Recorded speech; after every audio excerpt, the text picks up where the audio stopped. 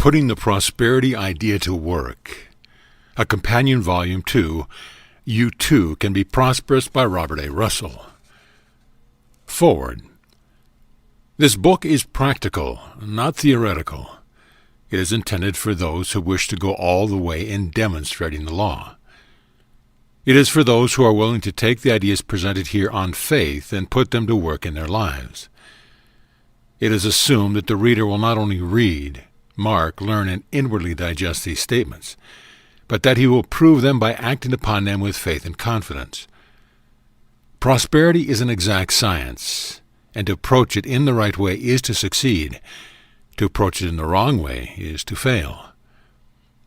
There is a sequence to be followed in demonstrating prosperity. Order is heaven's first law. We must put first things first. If we get the fundamentals right, the superstructure will be right.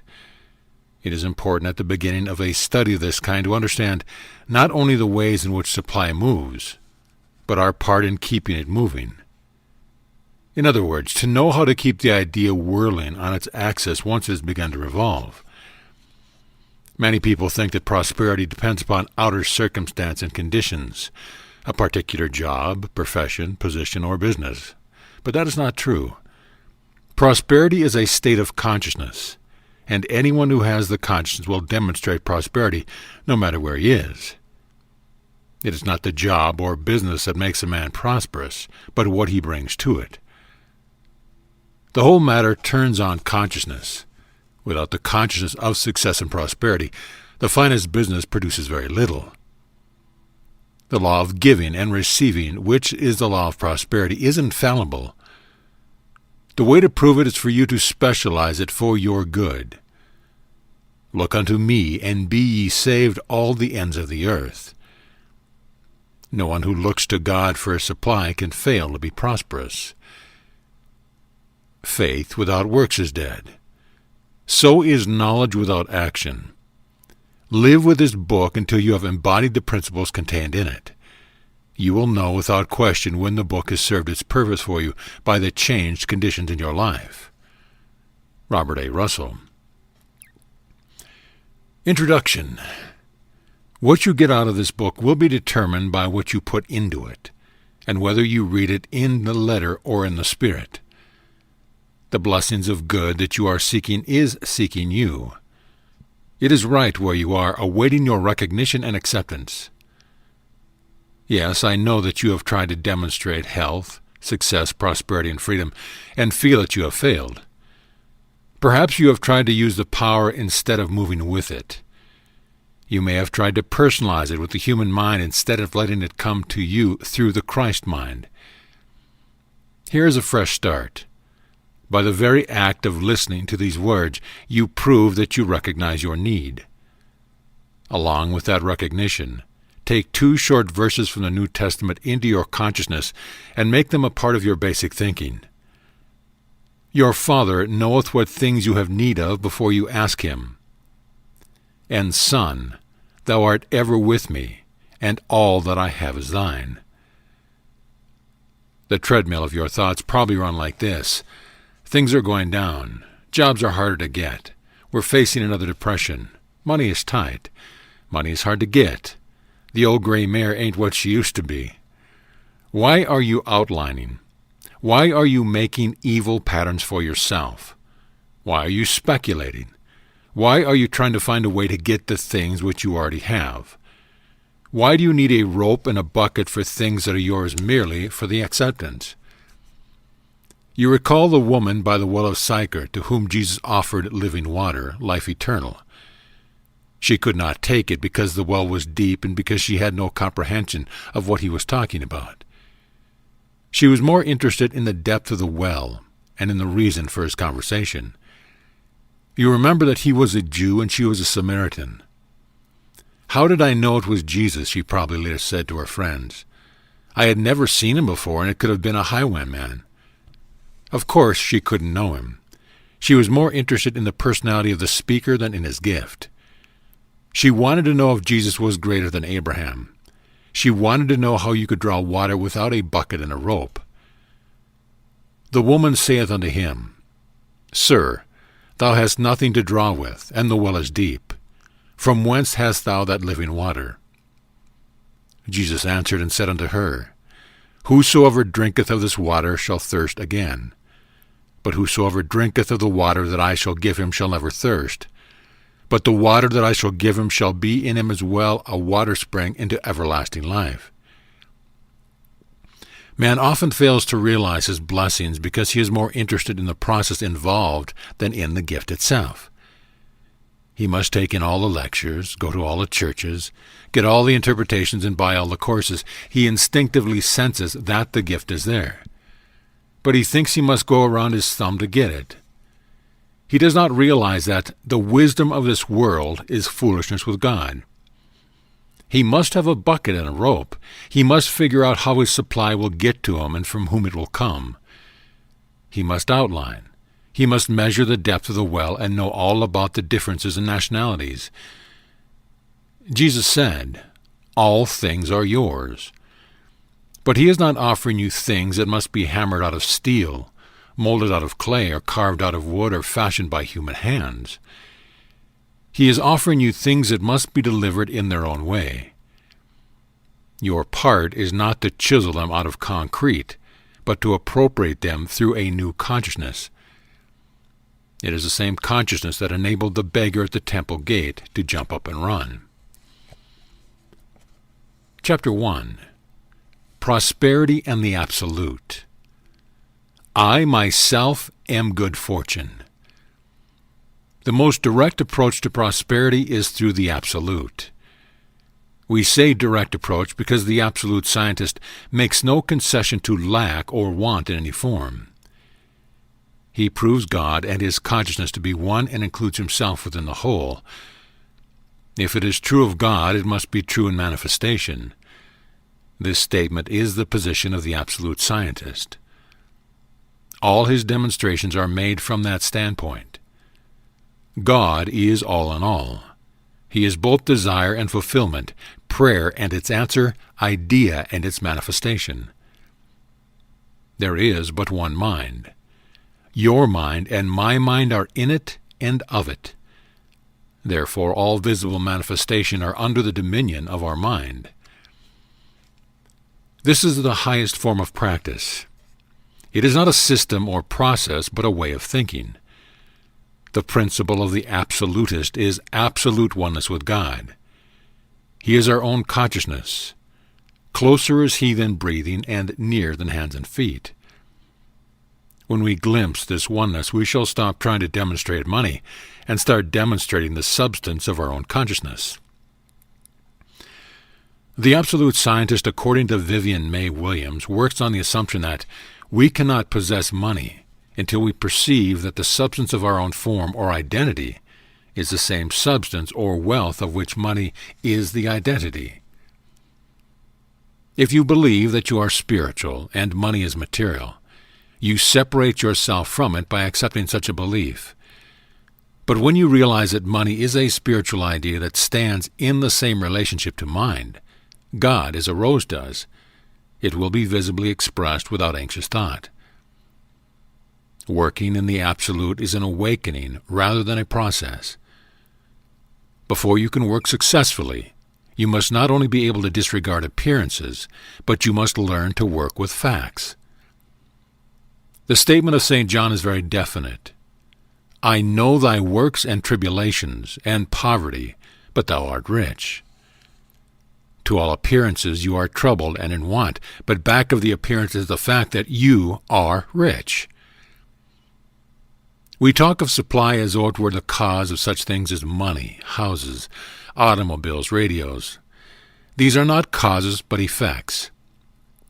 The real cause of material blessing is in the law of consciousness. Before one can individualize or use the law of consciousness, he must become aware of it. Jesus said, "Seek ye first the kingdom of God." Seek first an awareness of this law as your supply. When you have it, all these things shall be added unto you. There will be no limit to your supply because there is no limit to your consciousness. The only thing we ever suffer from is lack of awareness. The only things that limit us is a thought of limitation. If we are to get above limitation, we must live and think on a higher plane of consciousness. We must train ourselves to believe that nothing in the outer world can affect us or be a law unto us.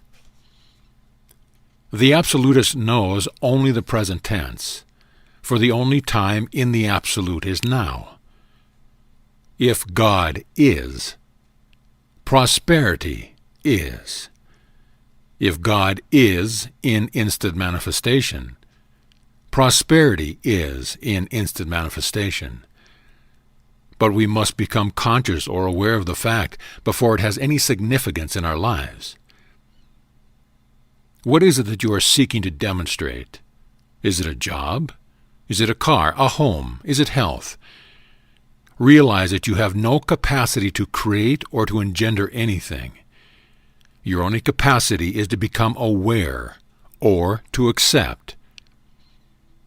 What you are seeking is seeking you. It is here now. It is already in manifestation.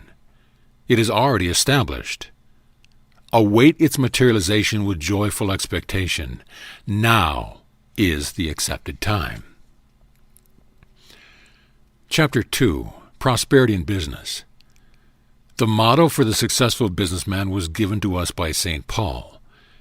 Be not slothful in business. Be fervent in spirit serving the Lord. It makes no difference whether our business is directing a bank, making a home, pounding a typewriter, clerking in a store, running a factory, driving a truck, supervising a department, or managing a sales crew. The secret of success in our activity is to bring it into conformity with the divine plan. Man used to scoff at this idea. You can't mix religion and business, they said. Business is business. You can't bring the Bible precepts into your counting house or factory. But religion has come into business to stay. Men everywhere are finding that their greatest prosperity and their greatest joy in business come from the practice of the presence of God. The modern businessman is discovering that by the right use of spiritual law, he can make himself a magnet to attract all that is desirable. He does not go down with hard times and depression, but keeps his mind pointed toward the goal. Knowing that he is one with God, he knows that he cannot fail. The two kinds of businessmen set forth in our motto are the slothful, inactive man, and the God-centered or active man. The one serves self, the other serves the Lord. The one thinks down, the other thinks up. Let us get a clear picture of these two types. The slothful businessman sits idly by waiting for things to happen. He is satisfied with old methods, old ideas, old equipment, old associations, and old environment. He lives in the past and dreads change in any form. He is like water that is allowed to rest. You recall that it soon becomes stagnant. The God-centered man, on the other hand, not only thinks up, but is up in doing. He does not think of his business as his own, but as God's. He sees every line of activity in the business world as part of the one activity. He does not complain about competition, monopoly, overhead, scarcity, and contingencies, because he knows that cycle of prosperity and depression are brought about by men's thoughts and expectations. Conditions never rise any higher than our thought standards. If we face toward failure and ruin, we cannot expect to be successful and prosperous. If we are always complaining, griping, and talking our business down, we produce a pattern that the mind will follow and materialize.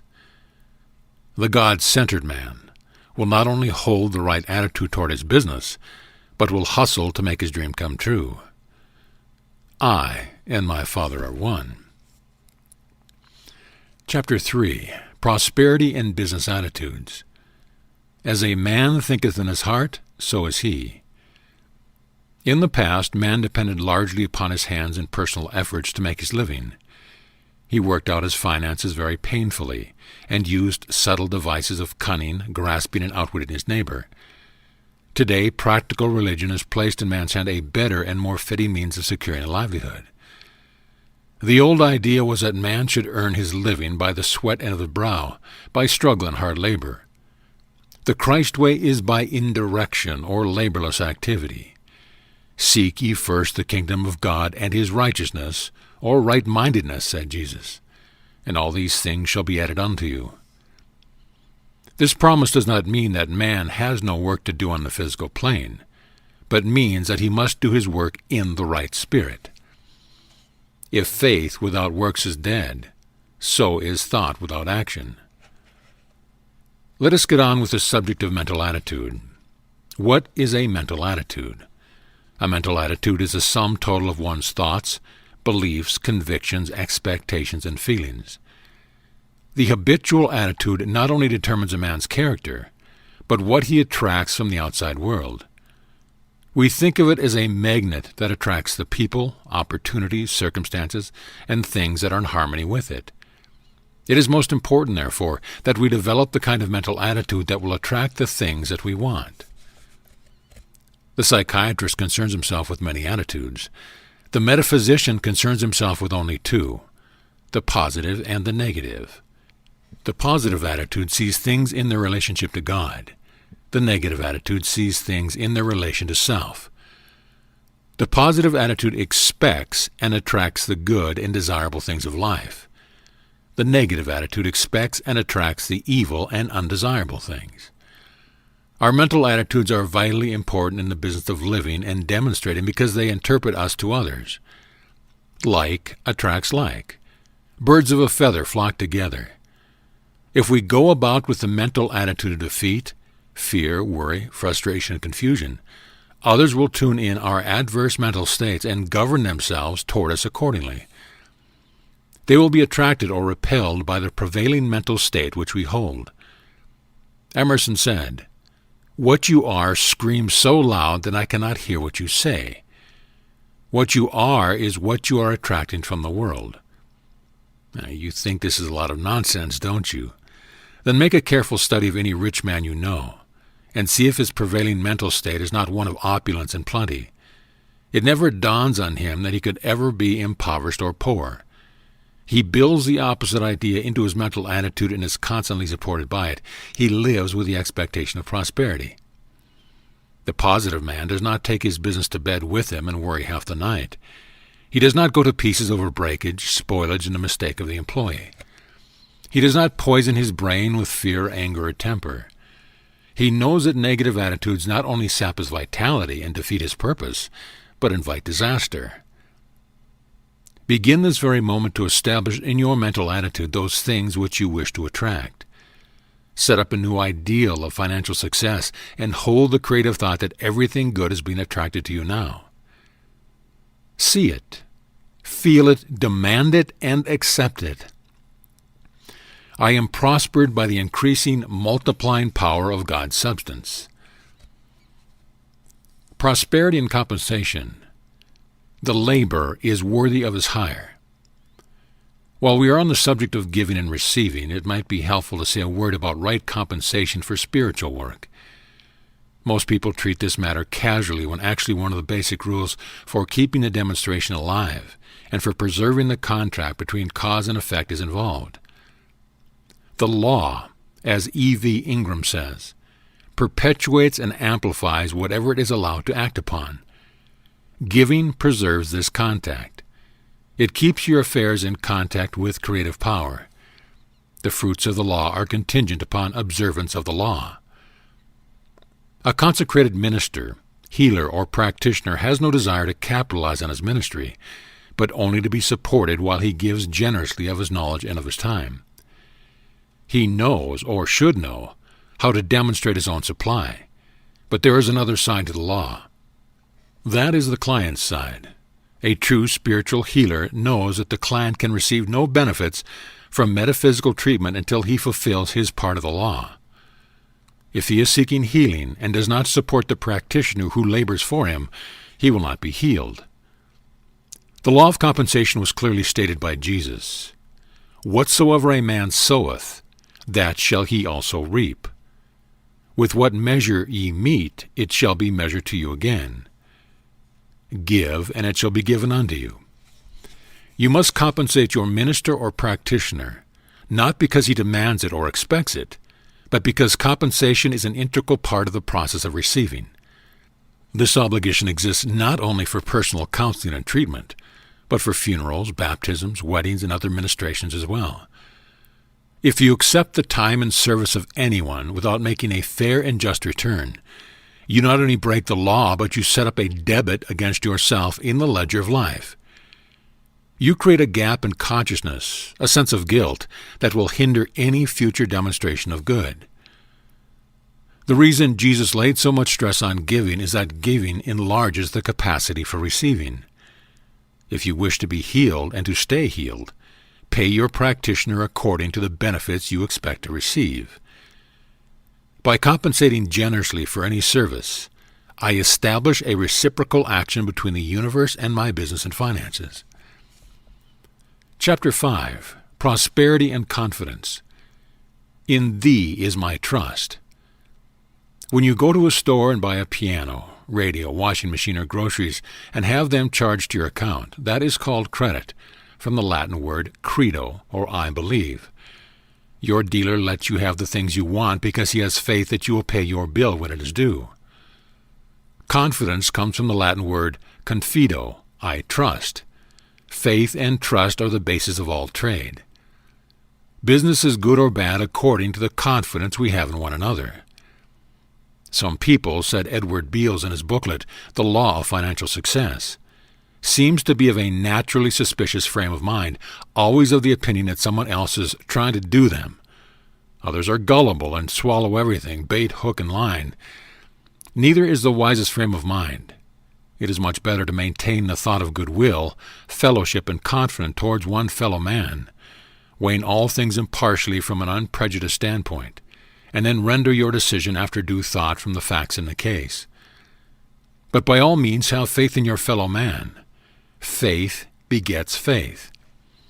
If you have faith in your fellow man, he will have faith in you. In faith is faith reflected. Those who have studied dogs tell us that the canine gets our number at the first scent, that he knows whether we are friendly or fearful on first contact. He gets his information through the atmosphere or vibration which we emanate. It may not have occurred to you that there is a feeling and appraising sense in man that is akin to the smelling and appraising sense of dogs. Recall your own dealings, feelings, impulses, and impressions of others, and you will see that there is an even more subtle instinct and judging sense in man. We know that people fall in love at first sight, that some persons always wisely trust their first impression, that we attract some people and repel others. When we understand that our thinking and feeling create an atmosphere that reveals us to others, we shall be very careful to build into that atmosphere the faith, trust, and love necessary for our highest good. If we are weak, negative, and unbelieving, we surround ourselves with an atmosphere of failure that repels people. If we are strong, positive, and confident, we radiate an atmosphere of success that attracts people. The whole thing simmers down to this. The confidence others have in us depends upon the confidence we have in them. When we combine self-faith and faith in others, we are invincible. The only place in which Jesus could not do mighty works was in his own hometown. Why? Because of the unbelief, the lack of faith that prevailed there. If thou canst believe, all things are possible to him that believeth. Chapter 6. Prosperity and Credit. How much owest thou unto my Lord? One of the things that complicate living and retard prosperity is credit. Like money, it can be a blessing or a curse according to the way it is used. If we appreciate the credit system and know how to use it to its advantage, it can be a blessing. If we abuse it, it can be a curse. The lives of many people who buy more than they can pay for bear this out. Possibly the worst thing that can be said about installment plans is that they enslave people and rob them of their contentment, freedom, happiness, and peace. Easy payment plans that mortgage the paycheck for weeks, months, and even years ahead are not easy payment plans, but hard payment plans. There are times when credit is a necessary and good thing, but people who like to buy things with money they do not have give it a bad name. Obligations that cannot be met when due lead to complications, strains, worry, and fear. The desire to have a beautiful home, attractive furniture, pretty clothes, and fine automobiles is natural and normal. It is right to have them if we can pay for them. It is not right if we have to go into debt and worry until they are paid for. If we borrow or charge our way into prosperity, we have the principles in reverse. We are living on someone else's money. Do you catch the significance of that? It means that you are in bondage to another's good. If you spend all your time paying for dead horses, you will never get ahead. False pride or desire to keep up with the Joneses sometimes causes people to do foolish things in order to impress their friends. They sometimes order a beautiful oriental rug sent out on approval, and after the party send it back to the store. Storekeepers say the same thing is often done with dresses, furniture, and radios. When will we learn that we never cheat anyone but ourselves? We need to stop trying to get something for nothing, to stop trying to be somebody else. Life does not tolerate dishonesty. Sometimes, somewhere, somehow, we pay for everything we get. If it does not come out of our purse, it will come out of our skin, but pay we must. Success is measured in terms of fame, fortune, or the abundance of things a man has, but in terms of integrity, honesty, and the ability to live within one's income. Artificial people build artificial conditions in their bodies and affairs. Happiness is not in having, but in being. Peace of mind depends not upon what you spend or do not spend, but upon what you think and how you live. It is always wise, therefore, to buy only what you need and to pay cash for what you get. The stores that have the fewest enemies are those that sell only for cash. They make friends because they help their customers keep their freedom. Owe no man anything but to love one another. 7. Prosperity and debts. But if ye forgive not men their trespass, neither will your Father forgive your trespass. In the Lord's Prayer we are told, Forgive us our debts as we forgive our debtors. You have already met the metaphysical principle involved in this part of the prayer, and know that it is impossible to hold two ideas in mind at the same time. Before we can expect forgiveness, loosen that which is bound according to the Greek, we must forgive others and forgive ourselves. Heaven is a state of balance, completeness, happiness, perfection, and peace. Debt is a contradiction of the universal balance. In reality, there can be no debt because God's ideas are always complete. If divine substance is the common property of all, no thought of debt can enter into it. Charles Fillmore in Prosperity says that debts exist in the mind, and in the mind is the proper place to begin liquidating them. These thought entities must be abolished in mind before their outer manifestation will pass away and stay away. The world can never be free from the bondage of financial obligations until men erase from their minds the thoughts of mine and thine, which generate debt and interest. Analyze the idea of debt, and you will see that it involves an idea of lack. Debt is a thought of lack with absence at both ends. The creditor thinks he lacks what is owed him, and the debtor thinks he lacks what is necessary to pay it, else he would discharge the obligation rather than continue it. There is an error at both ends of the proposition and nothing in the middle. This being true, it should be easy to dissolve the idea that anyone owes us or that we owe anyone anything. We should fill our mind with thoughts of all sufficiency, and where there is no lack there can be no debt. Thus we find that the way to pay our debts is by filling our mind with a substance of ideas that are the direct opposite of the ideas of lack that cause the debts. What we really pray for in this part of the prayer is that we are free of the burden of debt so that we can meet our obligations. When we get rid of the wrong ideas that produce the debts and substitute the right ideas of abundance and plenty, our debts will be forgiven and paid in full. I owe no man anything but love. There is magic in these words. If you use them consistently, you will find that you will not only be able to meet all your obligations, but that you will help the other fellow to meet his. I owe no man anything but love. Chapter 8. Prosperity and Debtors. Meditation. Maud Allison Latham in Meditation phrases of meditation in a treatment that cannot fail to be stimulating. The rhythmic circle of divine activity is complete and through me now. Everything coming into me and going out from me is in perfectly balanced, harmonious action. I believe in the divine promises, and I accept the fact that my word is the scepter of power for me. I know that my affairs take on the tone and color of the thoughts that I entertain. It is possible for me to generate a great creative faith, but I cannot do this while contemplating sin, disease, and disaster. But as my thoughts dwell upon a spirit incarnated within me, the illumination creates for me a pattern of the highest good. So no one can decree for me but myself. All that is mine comes to me now perfectly, under an exact and divine law. Individual treatment. I now declare that no one owes me anything. I bless him whom I have thought of as my debtor, and I know that the God within me makes it possible for him to prosper in all his affairs. Only as my debtor prospers can he carry out his desire to recompense me. Thus I set in motion in a perfectly natural manner the laws that bring my own to me. I refuse to hold any man in poverty by thinking he has no way of getting his good from God. Instead, I think of him as always able to tap that great spiritual supply that God has provided for him. I know that no person, place, or thing can cheat him out of his good. Also, I know that all that is mine comes to me now perfectly, under an exact and divine law. Chapter 9. Prosperity and Desire. Ask, and it shall be given you. Seek, and ye shall find. Knock, and it shall be opened unto you. In any field of endeavor, there are 4 qualities that make for success: desire, persistence, insistence, and imagination. Why do some men find fortunes just as easily as other men find a dime on the sidewalk? It is because they think big, are big, and act big. The law not only acts in them, but it acts in terms of multiple achievement. How do you account for the remarkable success of George Washington Carver? Desire.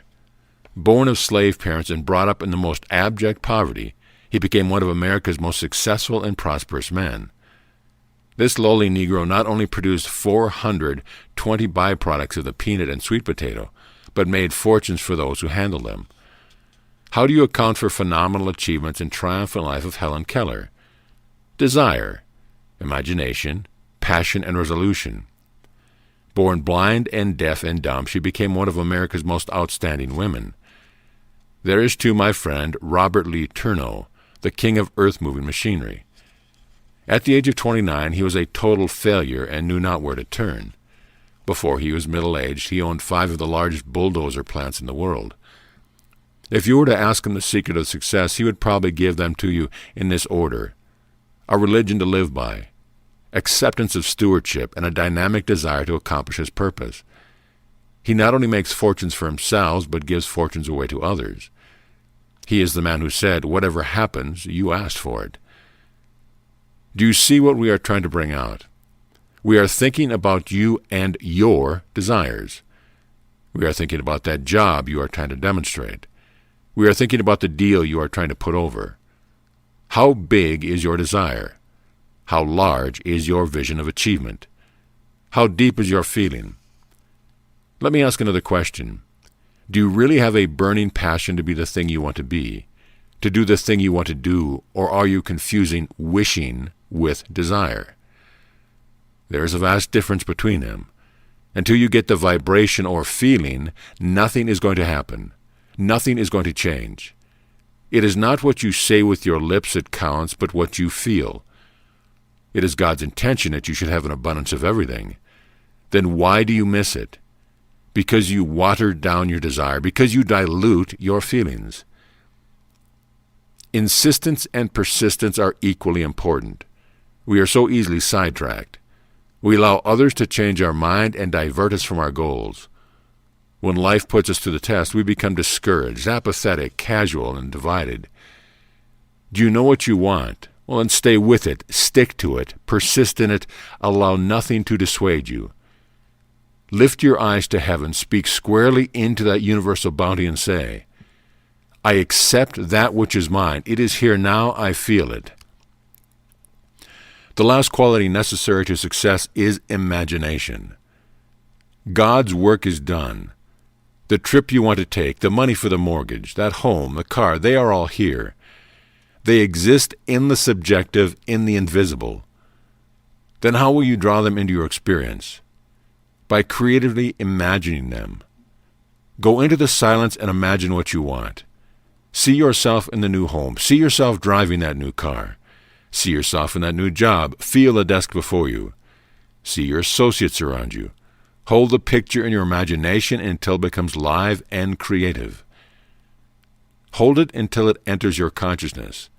Believe you have the object of your desire and thank God for it. Cultivate these 4 qualities, and there is nothing that you cannot get from life. Lord, I believe. Help thou mine unbelief. Chapter 10. Prosperity and Discouragement. Hope thou in God. I am the great paralyzer of health and success. I am the great destroyer of ambition, aspiration, hope, and opportunity. I am the cause of more failure, disappointment, and wretchedness than any other one thing. I have blighted more lives, killed more initiative, ruined more plans, arrested more development, adulterated more minds, frustrated more purposes, stifled more ability, choked more talent, broken more hearts than anything else ever has. I have weakened more bodies, destroyed more health, sent more people to hospitals and insane asylums than anyone ever will know.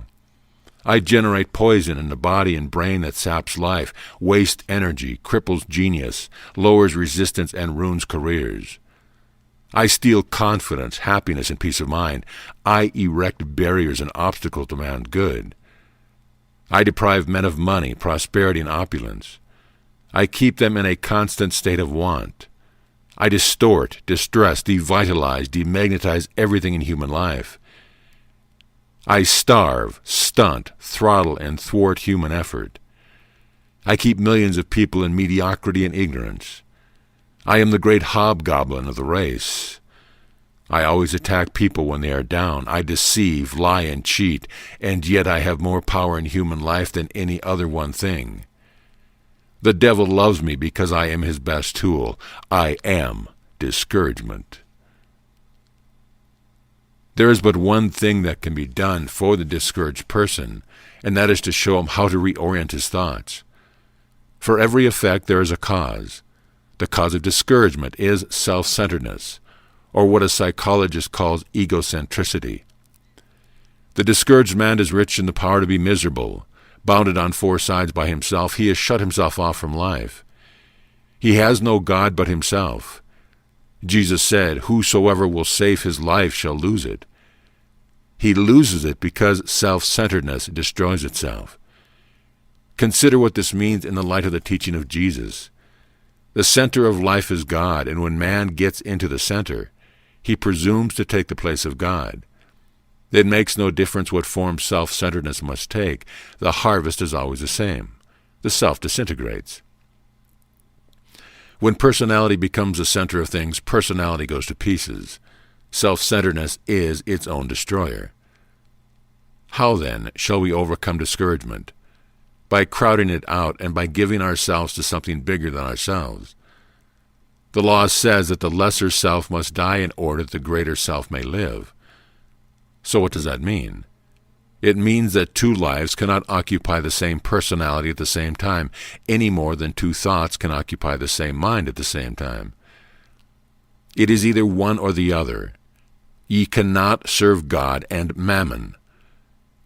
A success thought can quickly dislodge a failure thought by a deliberate act of surrender and conscious substitution. As a courageous, constructive, and positive thought comes in, the blue, despondent, and melancholy thoughts are crowded out. Why art thou cast down, O my soul? And why art thou disquieted within me? Hope thou in God. Chapter 11. Prosperity and Employment. If they, the righteous, obey and serve him, they shall spend their days in prosperity. So you are out of a job. You have looked everywhere and cannot find one. You have met disappointment after disappointment.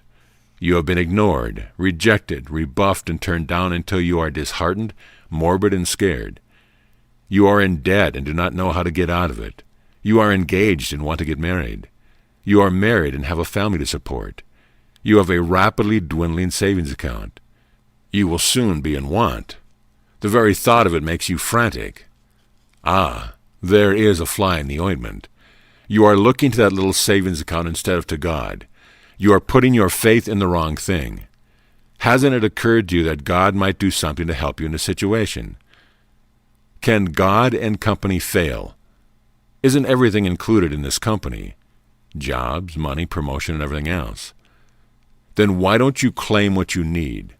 Why don't you accept what is rightfully yours? God is my employer. I trust Him to give me my right work and to pay me generously. Working for right employment. In working for employment or right placement, the first thing to do is to realize that you have no employer but God. Then you must realize that there is a place for you, one right place. Know that you will find it through the employment office in your own mind. God is my only support and employer. Say these words over and over until they form in you a consciousness of the truth they express. Don't outline or ask for a particular position, but let God guide you into that which is for your highest good. He may have something better for you than you can possibly conceive for yourself. The next step is to realize that there is only one activity, God activity, and that this activity is expressing through you now. It knows no seasons of employment or unemployment, no hard times or good times, for it is continuous. Now hold this thought for a moment. Since God's activity is unceasing and you are one with it, you can never be out of work. You are working for God and not man. It is God who gives you your right salary. There is always a temptation when one is out of work to take the first job that comes along. This is often a mistake. People who get jobs by this hit-or-miss method are seldom satisfied. The right way is to find out what you are best fitted for and to work spiritually toward your right placement. If you have a plan for your life, you will reach a desirable destination. If you do not have a plan, you are likely to end up in the doghouse. Your third step should be an analysis of your abilities and potentialities. Through a vocational analysis or through self-discovery, you should determine what work you are best fitted to do.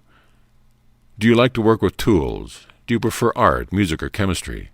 Are you creative? Do you like to use your hands? Do you like to teach? Make a careful analysis of yourself. Seek divine guidance and you cannot fail. The fourth step is to treat yourself for the fulfillment of your desire. Use some such statement as the mind model that follows. I know that the divine intelligence within me knows what my particular work is. It knows the right activity to bring about my objective. I rely on it to open the way and to show me the sign that points out the right action. I realize this divine guidance is within me now, and that God activity cannot be withheld from my affairs. The last step is to get the feeling of the fulfillment of your desire. You want a good job, then get the feeling of it. Use your imagination. See yourself in it. Feel the desk, typewriter, or merchandise before you. Feel the tools of your trade. See your employer smiling at you and approving of what you do. Know that you are capable of meeting any demand that can be made upon you. Thank God that your desire is already fulfilled and await its manifestation in peace and confidence. I can do all things through Christ which strengthen me. 12. Prosperity and fault-finding. Why beholdest thou the mote that is in thy brother's eye, but consider not the beam that is in thine own eye? Here is a problem that compels our immediate attention. Read between the lines of this text, and you will see that what Jesus is really denouncing is criticism. There is a bit of humor in the text, too. Here is a man with a veritable telephone pole in his own eye who is looking for a speck in the eye of another. The point Jesus is bringing out is that the habitual critic is so busy looking for the faults and shortcomings of others that he has become blind to his own. From our experience, we know this is true, and we also know that as a critic magnifies the fault of others, he minimizes his own. Psychiatrists tell us, too, that if he did not have these same faults or a capacity for them within himself, he could not recognize them in others. There's another lesson here which must not be overlooked. The critical person not only has more physical troubles than the non-critical person, but more financial troubles as well. He is the one who is always striving to make both ends meet, always staggering his obligation, always borrowing, always juggling, and always short. If you do not believe this, call the roll of thousands of fault-finders who have literally criticized themselves into poverty by their ridicule and censure of others. Like attracts like. A critical consciousness cannot demonstrate prosperity any more than a failure consciousness can demonstrate success. It is contrary to the law. What thou seest, that thou beest. Critical thoughts are poverty thoughts directed towards others. What we habitually see in others comes to dwell with us. Thus the person who is always looking for the worst in others, seen lack, is shortchanging himself. He is unconsciously asking that his supply be cut off. Why? God's abundance will not flow toward a critical and censorious mind. Let us be frank with ourselves in this matter, then. If we are guilty of this vicious habit, we have no one to blame for our impoverished conditions but ourselves. The fault-finder throws away the good and keeps the bad. He is so busy seeing lack in others that he creates a greater lack within himself. How then shall we overcome this wicked and futile habit? There are 5 practices that we must adopt.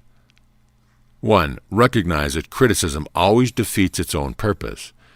It is destructive and disruptive and separates us from our good. It alienates us from our friends and keeps us in a state of need.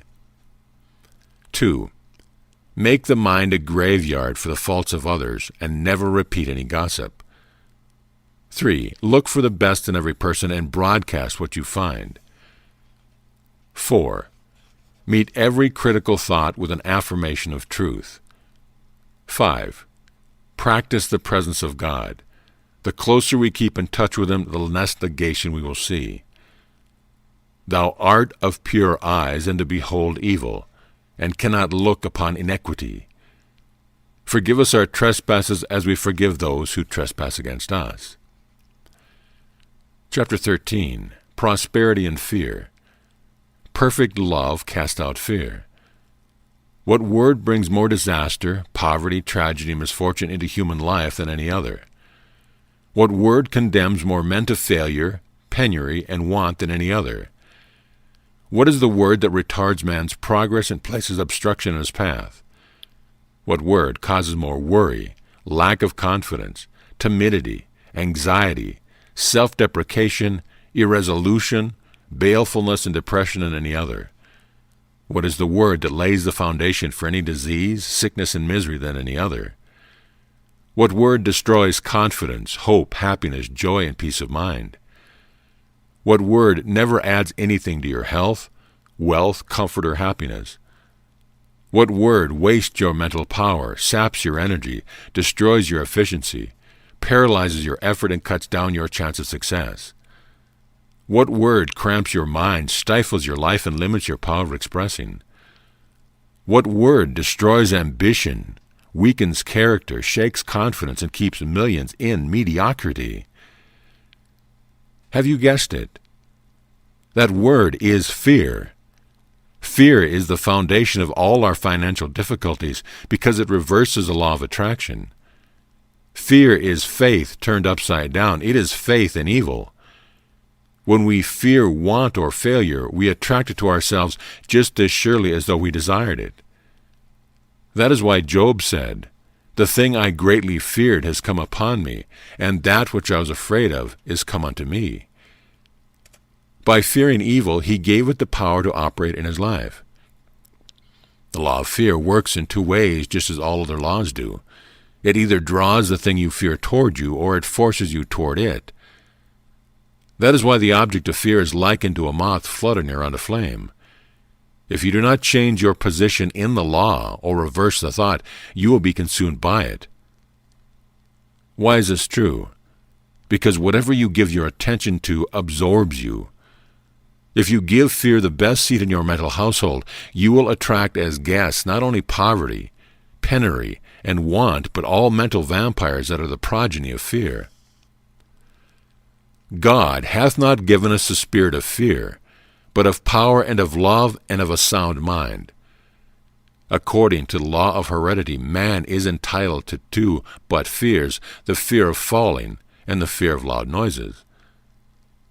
Where did the other 8,000 or 9,000 fears come from? They were man-made. They came out of negative religion and maladjustments to life. So how can we unmake them? We have the answer in 2 words, repentance and salvation. The word repent means turning around, and the word salvation means a safe return.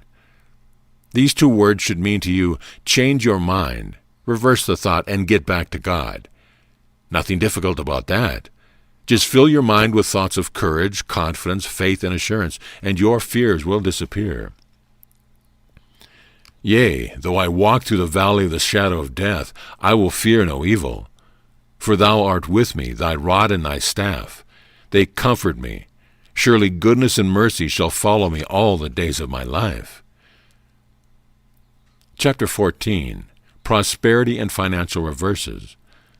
My soul, wait thou only upon God, for my expectation is from him.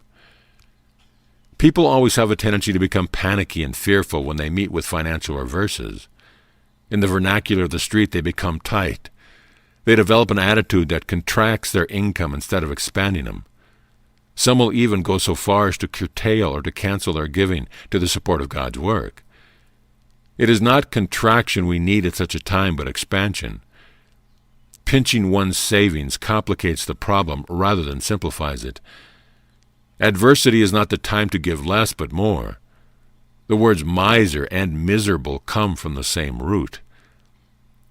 The solution to financial difficulties is not to break the contract between supply and demand, but to strengthen it. Giving and spending not only preserve and strengthen this contact, but keep our affairs in touch with creative power. You recall that the younger son voluntarily separated himself and his inheritance from his father, and that his separation led to the wasting of his substance and his encounter with famine. If we practice stringent economy in times like these, if we entertain doubt, fear, and worry, if we deprive ourselves of the comfort of life, if we indulge in thoughts of failure and defeat, if we buy cheap clothes, cheap food, if we spend all our time watching little things, if we put a nickel in the contribution box and think too much about our losses, we separate ourselves from God's good.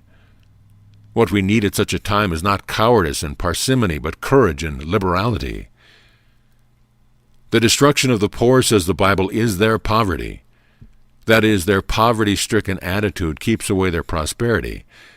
Dr. Perry Green believes that Job's lament, "The thing which I greatly feared has come upon me," should be changed to read, "The thing which I was greatly conscious of has come upon me."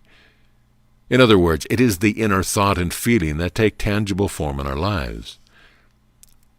As a man thinketh in his heart, or in his consciousness, so his outwardly.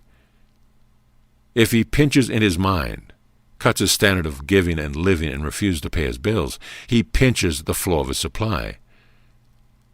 A cheap consciousness not only tightens the purse strings so that nothing can get out, but it is equally successful in keeping anything from getting in. The first step in getting out of financial difficulty is to get rid of all thoughts of lack, poverty, and insufficiency. Can't God take just as good care of you during a depression as he can during a boom? The second step is to establish the conviction that all that the Father has is yours. Your supply is not coming to you, it is already here. It cannot be kept from you, it cannot be delayed. If you specialize the law for your good, nothing of an evil or negative character can act upon you or be a law unto you. The third step is to realize that your situation is not so bad as it seems. You have never starved before, and you are not going to starve now. The fourth step is to keep your standards high. Do not cripple your mind and feelings with small and foolish economies. The fifth step is to use what you have and to trust God for the increase.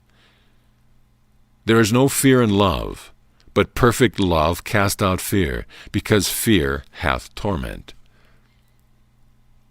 Chapter 15. Prosperity and Forgiveness. Go in peace and be whole of thy plague. Forgiving your debtors is like preventive medicine. The act of forgiving keeps you from falling into debt yourself. Did Jesus mean that you were to cancel the obligations of those who owe you money and mark their accounts paid? Not at all. It is not the debt that Jesus expects you to cancel, forgive, but the burdensome thought and idea of debt. The spiritual way of collecting money that is owed to you is not by sending receipted bills to those who are indebted to you, but by sending them a forgiving thought. Go over your accounts carefully each day. Call each debtor by name and treat him for prosperity. Tell him that you forgive the idea of debt or lack that you have been holding against him. Do it sincerely and purposefully, and you will be surprised at the way the money will come in. The reason Jesus laid so much emphasis upon forgiveness between creditor and debtor was to break the bondage that grows up between them. When a payment of debt is long overdue, there are bound to be hard, critical, condemning, and uncharitable thoughts. These not only increase the debtor's lack and drive him farther away, but they make it harder for him to pay. The better way is to pray for the debtor, to bless him with thoughts of abundance. Many people think of forgiving an enemy as conferring a favor upon him. In a sense, this is true, but the one who forgives is the real beneficiary. To forgive is not only to forget or to overlook, but to heal. The next thing to remember about forgiveness is that others always tend to live up to our expectations. If we expect the worst and think the worst of a person, we attract the worst from him. If we think the best and speak the best of those who are indebted to us, we attract the best. It is greatly to our advantage to cultivate an attitude of love and well-being toward our debtors, instead of thinking, feeling, and saying unkind things about them. Let us fill our minds with thoughts of forgiveness, love, peace, and abundance. Let us meet every critical, doubt, and unjust thought with a statement, "There is now no condemnation in Christ Jesus." I now radiate the living current of my forgiveness into all the world, and to the hearts of all men and women, known and unknown, in the flesh or in the spirit, who have in any way trespassed against me, that they may be forever separated and set free from their sin. I know that this same current of forgiving power will return, bearing to me the full forgiveness of my God for my trespasses against him. 16. Prosperity and giving. All things come of thee, and of thine own have we given thee. Perhaps the greatest stumbling block to those seeking to demonstrate prosperity is the law of giving and receiving. They can see no connection between stewardship and abundance, between giving and getting, in spite of clear command of Jesus. Give, and it shall be given unto you. They can see no reason why giving should precede receiving, or why the spirit in which they give should govern the amount that they receive. Daniel Webster once said, "The most solemn thought I ever had, and I have it often, is my personal accountability to Almighty God."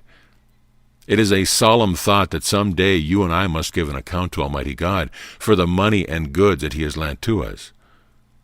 Why do we say lent to us? Because everything belongs to God. Then why must we give generously in order to receive abundantly? There are 8 reasons. 1. To keep a reciprocal action between God's supply and our purse, between the relative and the absolute, earth and heaven. 2. To keep the mind relaxed and free of cramped, limited, narrow, parsimonious, pinched, strained, and warped thoughts. 3. To keep the attention centered in God and independent things. 4.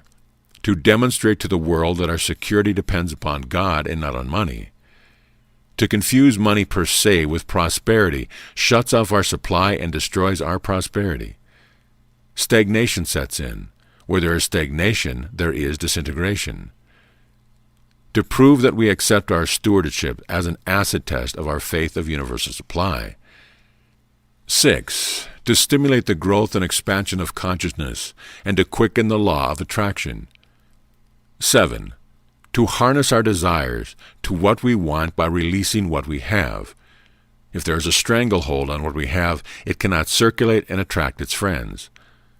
The law says that what we desire and expect is what we create. 8. To maintain a balance in mind and body that results in happiness, health, and well-being. Keep therefore the words of this covenant, and do them, that ye may prosper in all that ye do.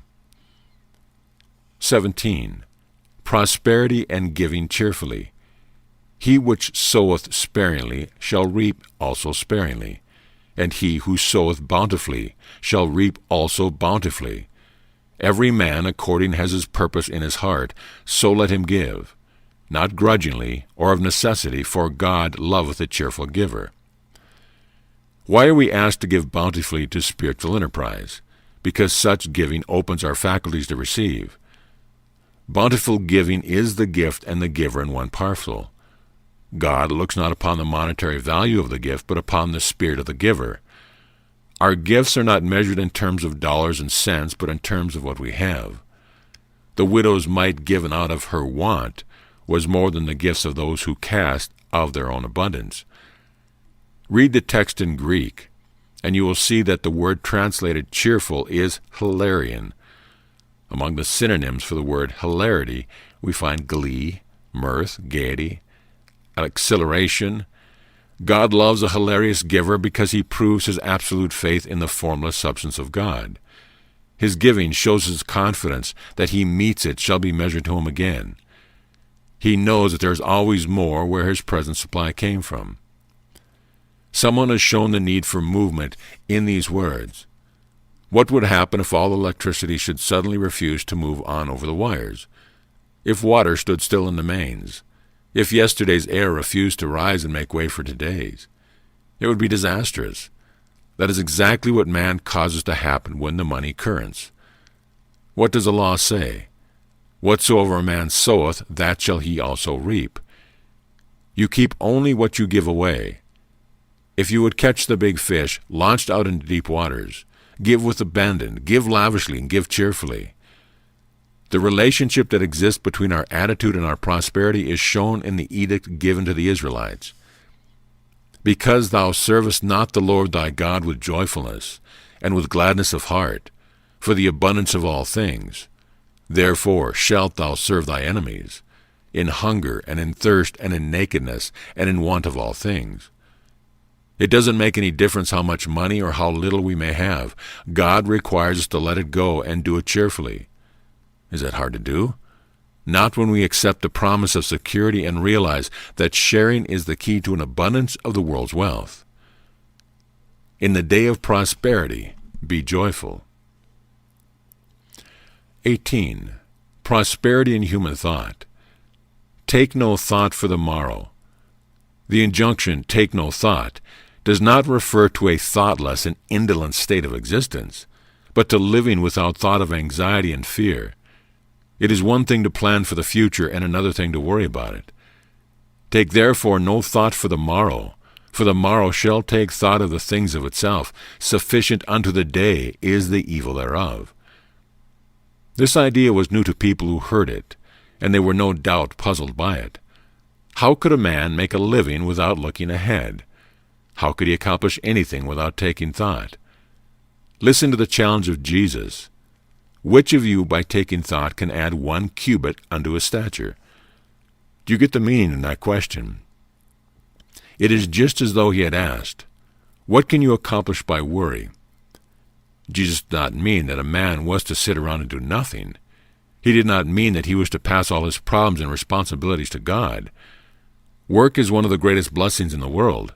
If you do not believe that it is, ask the man in solitary confinement. Everyone must do some kind of useful work.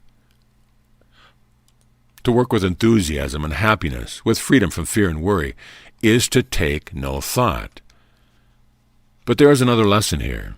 There is a warning against the fictitious and shallow thinking of the human mind. In other words, thinking without spirit, thinking without manifestation. The Bible refers to this kind of thinking as clouds without rain, and the metaphysician speaks of it as prayer without answer. There are briefly 2 kinds of thinking: right thinking, which is due to the action of the Holy Spirit, and wrong thinking, which is due to the action of the carnal or human mind. One process is thinking through God, or allowing God to think through us, and the other is thinking through the self or through matter. The thought that Jesus referred to is the latter. It is thinking around, of and about things with all the limitations that reversed, upside-down thinking implies. It is the kind of thought-taking that has its foundation in the wisdom of man, which, as the Bible says, is foolishness with God. Can you, by the thought process alone, fathom the mystery of feeding 5,000 people with 5 loaves of bread and 2 small fishes? The human mind has no comprehension of the power of substance to increase and multiply itself. Therefore, take no thought, saying, What shall we eat, or what shall we drink? Or wherewithal shall we be clothed? For your heavenly Father knoweth that ye have need of all these things. But seek ye first the kingdom of God. Seek to let God think through you, and all these things shall be added unto you. He prepares a table before me. 19. Prosperity and imagination. Daniel had understanding in all visions and dreams. Webster says imagination is that power or function of the mind whereby we have ideal experience, primarily the power or process of having mental images, broadly the power or process of forming ideal constructions from images, concepts, and feelings, with relative freedom from objective restraint. A conception or imaging of some event, a scheme, a plot or project, expectation. The Latin word for image is imago. It comes from the same root as the word that means to imitate. The book of Proverbs tells us, where there is no vision or imagination, the people perish. Napoleon said, imagination rules the world. Bernard Shaw says through the lips of Conchin in his play St. Joan, Is it not a pity that a Christ must die in torment in every age to save those who have no imagination? Imagination is not only the basic factor in all creative achievement, progress, and invention, but it is also the basic factor in all healing, health, demonstration, success, and supply. Our bodies, like our purses, are quickly affected by our imagination. Many have imagined themselves in certain diseases, and many, by reversing the process, have imagined themselves out of them. If we see ourselves in sickness, poverty, and failure, we shall produce those conditions. If we imagine ourselves in health, wealth, and success, we shall produce these. The result is a matter of imagination. We build or destroy, heal or suffer, prosper or want, fail or succeed according to the use we make of the imaging faculty of the mind. Actually, there are no imperfect demonstrations of the power of mind on the material plane. Every circumstance and condition in our lives is the fulfillment of the promise. All things whatsoever ye shall ask in prayer, imagination, because we must imagine what we pray for, believing ye shall receive. Charles Fillmore says, someone started the idea of lack and we tuned in. We keep tuning in and accepting the thought until we finally convinced ourselves that it was true. Spiritual substance obeyed this command or belief and filled the order for us. The channels through which the order was delivered do not alter the fact that the filling was the result of a creative intelligence made evident by a very natural process, the imagination. To imagine a thing is to be made a mold with our thoughts. That is our part. God's part is to pour the substance into the mold. This substance is all about us, waiting to form itself around our thoughts, and to bring into our lives the things about which we are thinking. If we wish prosperity, we must keep our minds off of scarcity and on plenty. If we imagine that we are opulent and successful in everything we do, our thoughts will act on this formless substance with that idea. If we think abundance and plenty all the time, abundance has to express itself in all of our affairs. A good man out of the good treasure of his heart bring forth that which is good. 20. Prosperity and just return. The law of non-possession. The earth is the Lord's and the fullness thereof. When we understand that all the money belongs to God, and that we are only stewards of it, we shall see that proportionate giving is not only the true basis of prosperity, but the secret of continuous and uninterrupted supply. Giving is the guarantee of true and abundant prosperity. Everybody wants a larger income, but a larger income depends upon a more accurate use and application of divine law. Jesus stated the law to the disciples, "Give, and it shall be given unto you. Good measure, pressed down and shaken together, and running over, shall men give into your bosom. For with the same measure that ye mete with it all, it shall be measured to you again. Do you catch the import of that? Before you can get fresh water from your faucet, the old water must flow out. If you wish a full flow of water, you must turn the faucet on full force. So it is with money. If you cut off or narrow down the stream that flows out to others, you interfere with the supply that is waiting to flow in. St. Paul said, "On the first day of the week let each of you lay by him in store, as God hath prospered him." You should think of your stewardship not as giving to man, church, or a specific relief fund, but to God.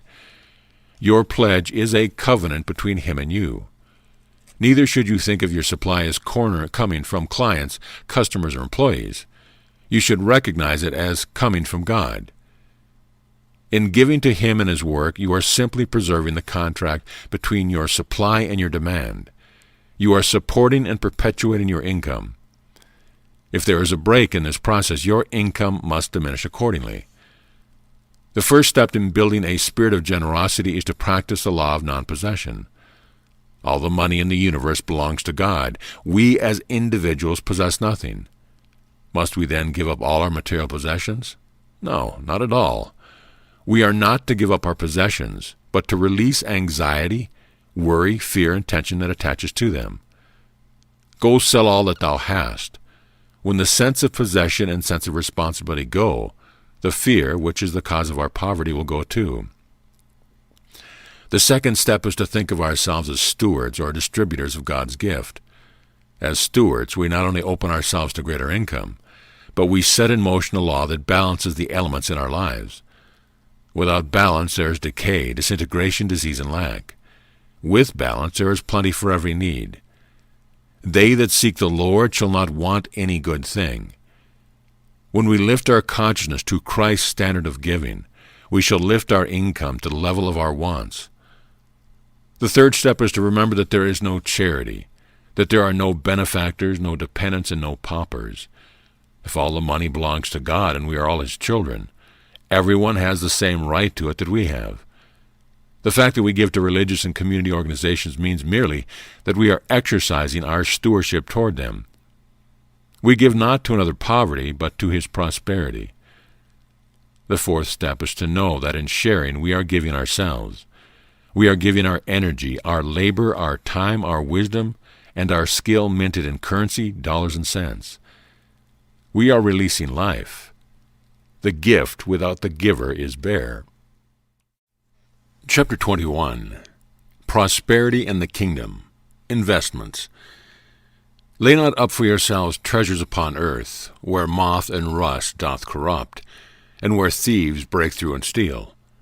But lay up for yourself treasures in heaven, where neither moth nor rust doth corrupt, and where thieves do not break through and steal. The injunction, "Do not put all your eggs in one basket," means that your reserves shall not all be put in one place. "Scatter them," says the wise banker, "so that your losses may be compensated by gains." If you invest everything in one enterprise, you may lose all you have. Astute businessmen get the advice of experts before investing their money, for they want safety as well as dividends. However, when a depression comes, we realize how little any man knows about the real laws of wealth. But there is one within us who does know. There is one who will not only show us how to get the largest possible dividends from our investments, but who will see that we have everything needful to our good. Jesus is giving us the advice of an expert. He is telling us where to invest our capital for the greatest returns. He is giving us the understanding of the one who ordained the law in the first place. It makes no difference how much capital a man may have. There are but two places in which he may invest it. He can either lay it upon the earth, or he can lay it up in heaven. There is no second, third, or fourth place in which he may invest. Everybody has capital of some kind. Everybody is investing in one of these two places. It is important, therefore, that we understand this advice of Jesus and know why he directs us to one place instead of another. Since our choice is limited to one or two places, we must know why one is better than the other. If a friend advises us to go to one investment house instead of another, or to purchase one stock instead of another, We should want to know the reason for this choice. We think we want information about stocks, bonds, and mortgages. We believe that we are looking for a gilt-edged security that will stand up in any kind of crisis, and we are. But underneath all this seeking is the search for God. We may call it prosperity, we may call it security, we may call it health, we may call it happiness. But in the final analysis, it is that which is permanent, enduring, and true. We want measure in heaven. What does it mean to lay up treasures upon earth? It means to put money in things it represents first in our thoughts and affections. By putting money above its source, loving the symbol rather than the spirit that it expresses, man limits it. It is easier for a camel to go through the eye of a needle than for a rich man to enter the kingdom of God. If your life purpose is to acquire riches, it is proof that you love money rather than the substance that lies back of it. To lay up treasures in heaven is to lay up rich ideas in mind. But what good are rich ideas when one is financially flat on his back? Rich ideas can be translated into currency, houses, positions, automobiles, or anything else that we need, according to our thought. When we understand that all riches are spiritual and within the reach of all as divine ideas, we shall understand why Jesus told us to lay up treasures in mind. Spiritual investments will meet our needs now and will satisfy our needs in the life to come. An inheritance incorruptible and undefiled, that fadeth not away. Chapter 22, Prosperity in the Law. The law of the Lord is perfect. The law governing the manifestation of supply is just as exact and unerring as the laws of electricity, gravitation, or mathematics. One of the first things we learned in our study of metaphysics was a definition of law. Do you remember it? Law is mind in action. God's life, substance, and power act through the law. We are surrounded by a formless, omnipresent, thinking substance. Infinite, impersonal, subjective, neutral, and plastic. All things are made from this one universal substance and are permeated, penetrated, and interpenetrated by it. As man individualizes this law, he creates by his word.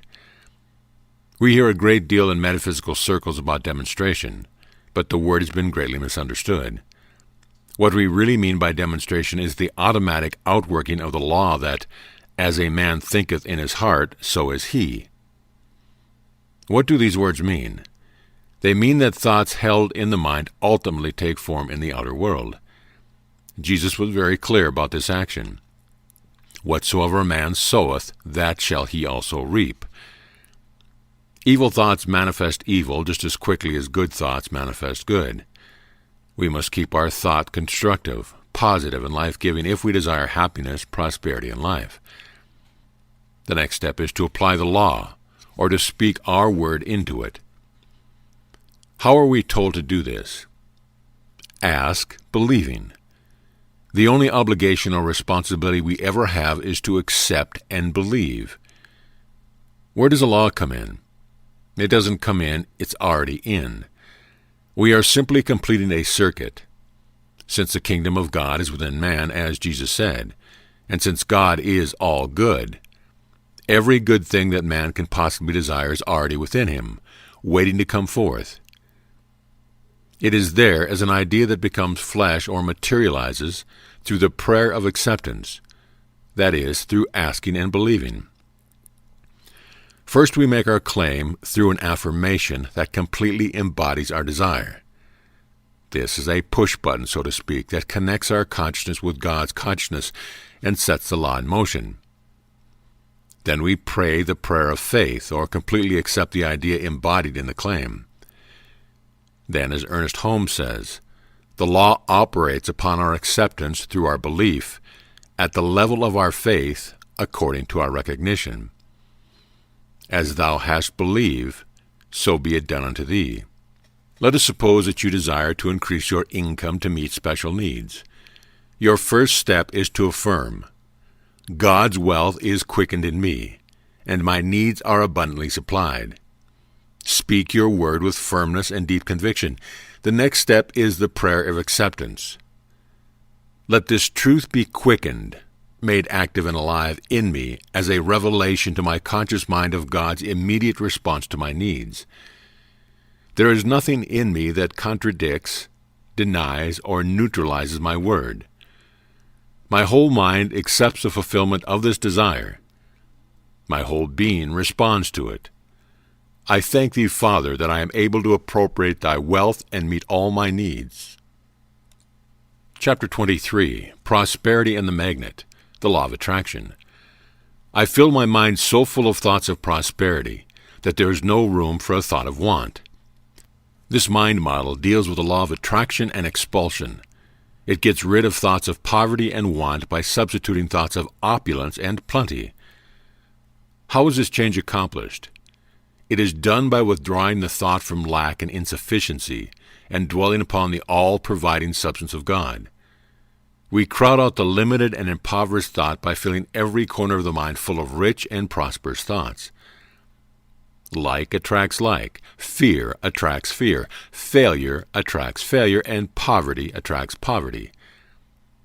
Criticism attracts more criticism, bitterness attracts more bitterness, and loss attracts more loss. Every impression tends to become an expression. This is a law of attraction.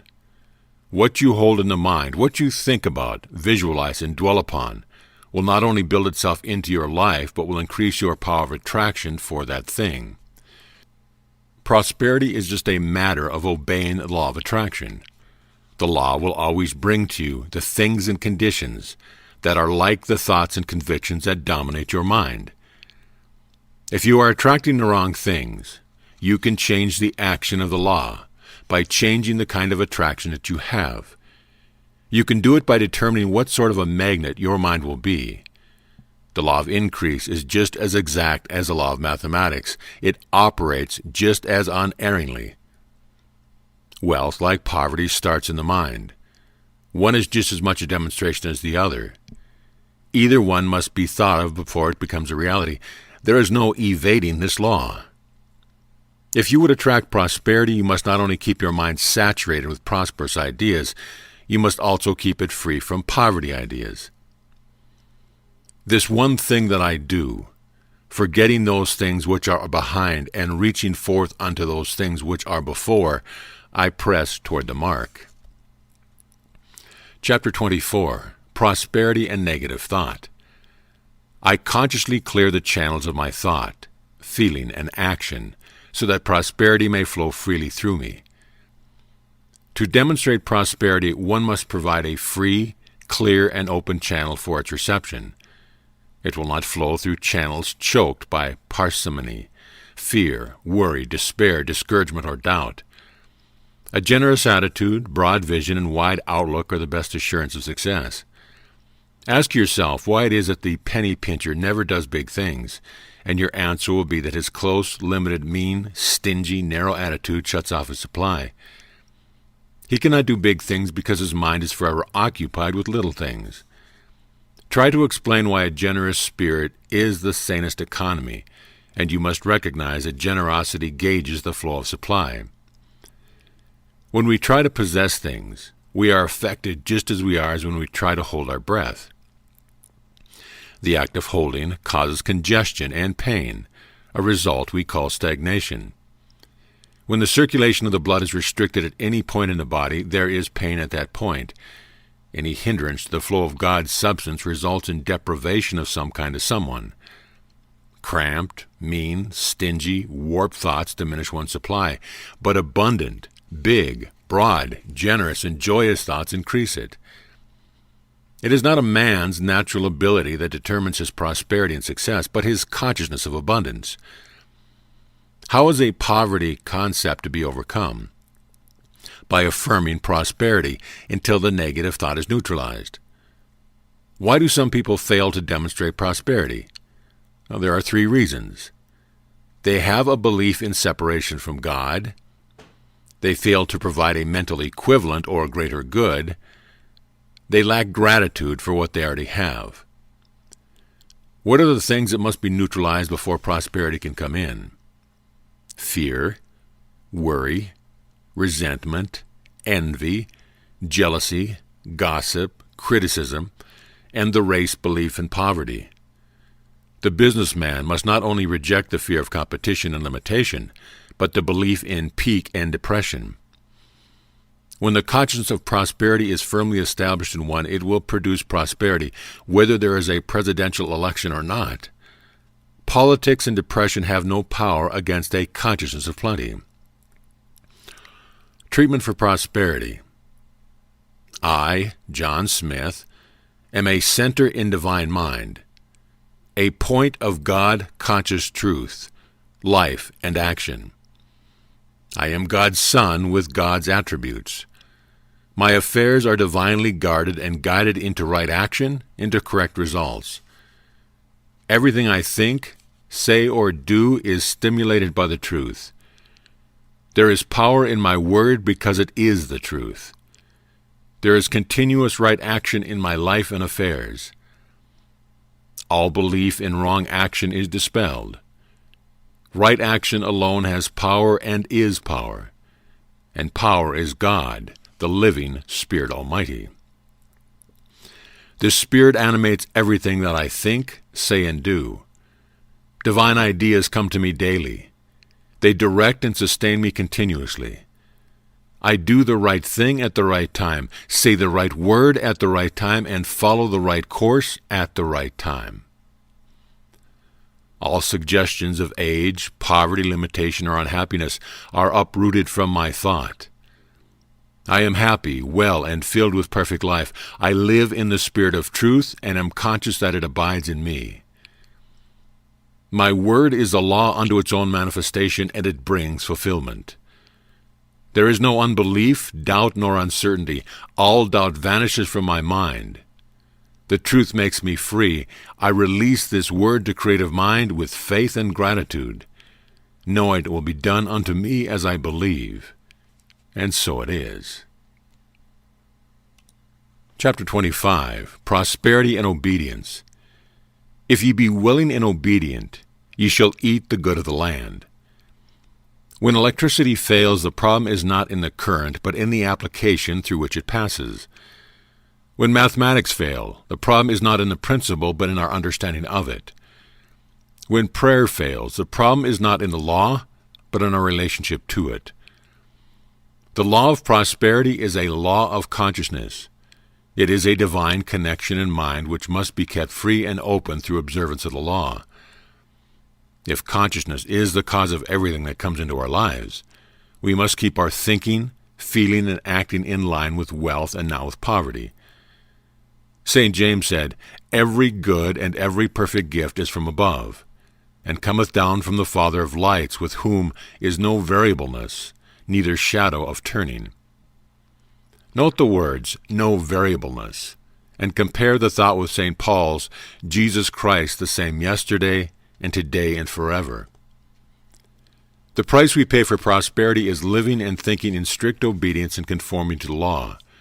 In order to receive from God, we must be receptive to His good. We must cultivate receptivity by eliminating all the negative thoughts, feelings, and practices that close our channels of supply. We must pay the price for receptivity. We must pay the price for giving, and we must pay the price of receiving. Jesus said, "He that gathereth not with me scattereth abroad." We are either moving with the law or we are moving against it. There are no halfway measures with the law, and there's no chance of breaking it. If we try to break it, it breaks us. It works for our good only if its conditions are fulfilled. It has no purpose but to obey its own terms. St. Paul tells us that we must bring into captivity every thought to the obedience of Christ. We must keep the rules. We must do everything that is required of us. If we want good results, we must go all the way. We must turn the other cheek. We must give our cloak with our coat. We must go the second mile. We must forgive 70 times 7. We must render unto Caesar the things that are Caesar's. Analyze these rules carefully, and you will see that your failure to demonstrate prosperity has been due to some departure from the law. You will see that even the most trivial thoughts come back to you in tangible form.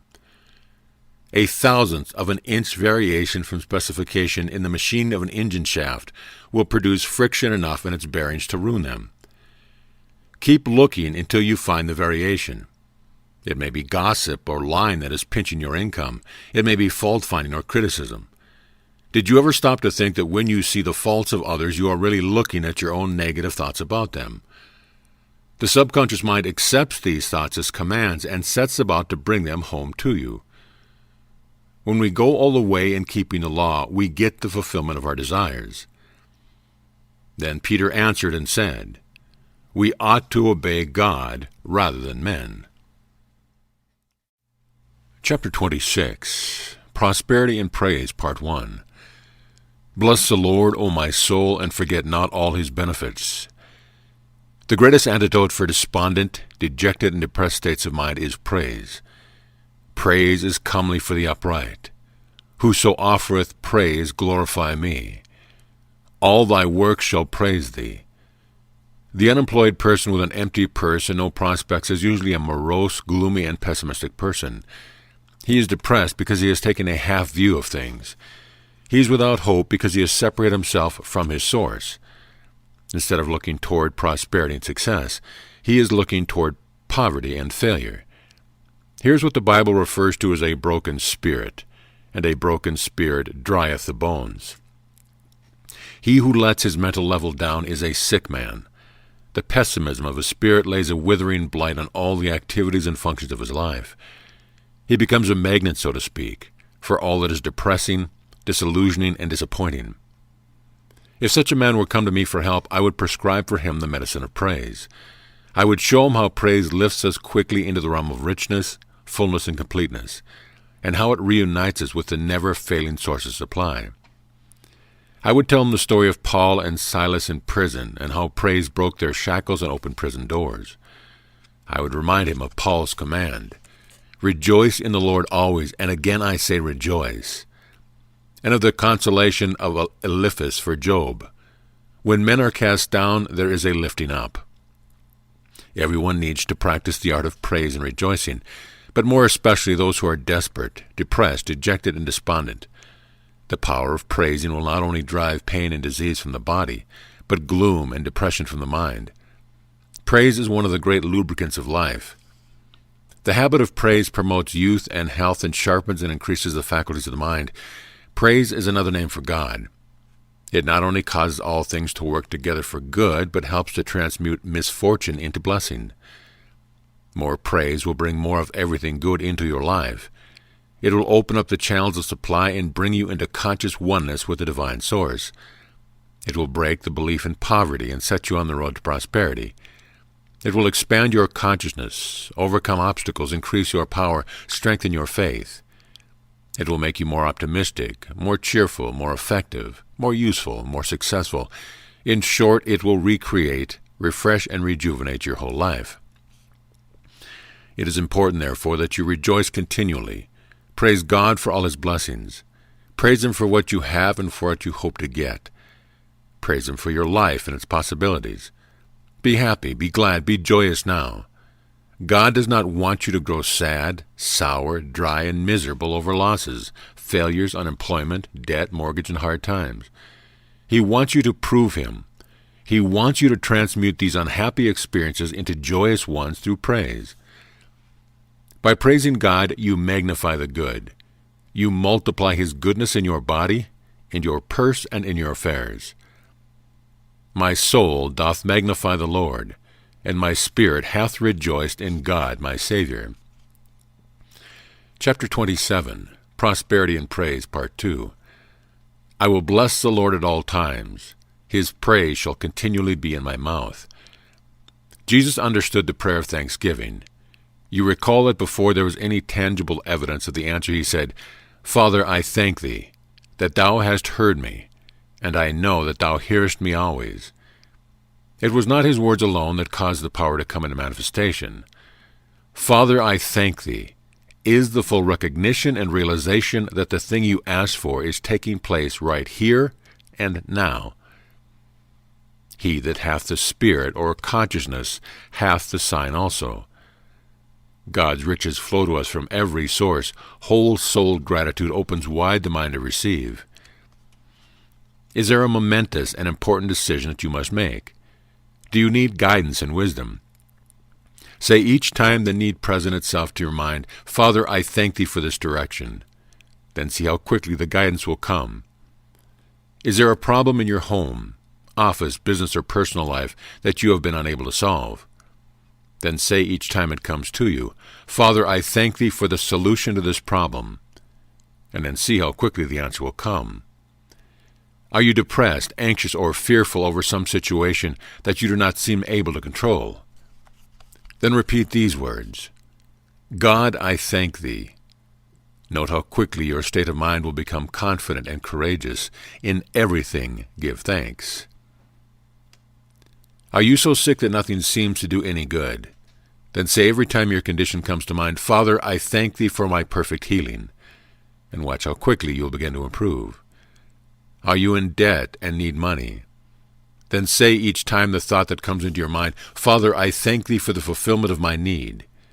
Then watch the money come. Give thanks instead of complaining. Give thanks instead of fearing. Give thanks instead of worrying. Give thanks instead of wondering. God is a very present help in time of trouble. But He cannot help you unless you accept His help on spiritual terms. You must approach Him from the standpoint of having from what you ask for. You must accept His help through your attitude of praise and thanksgiving.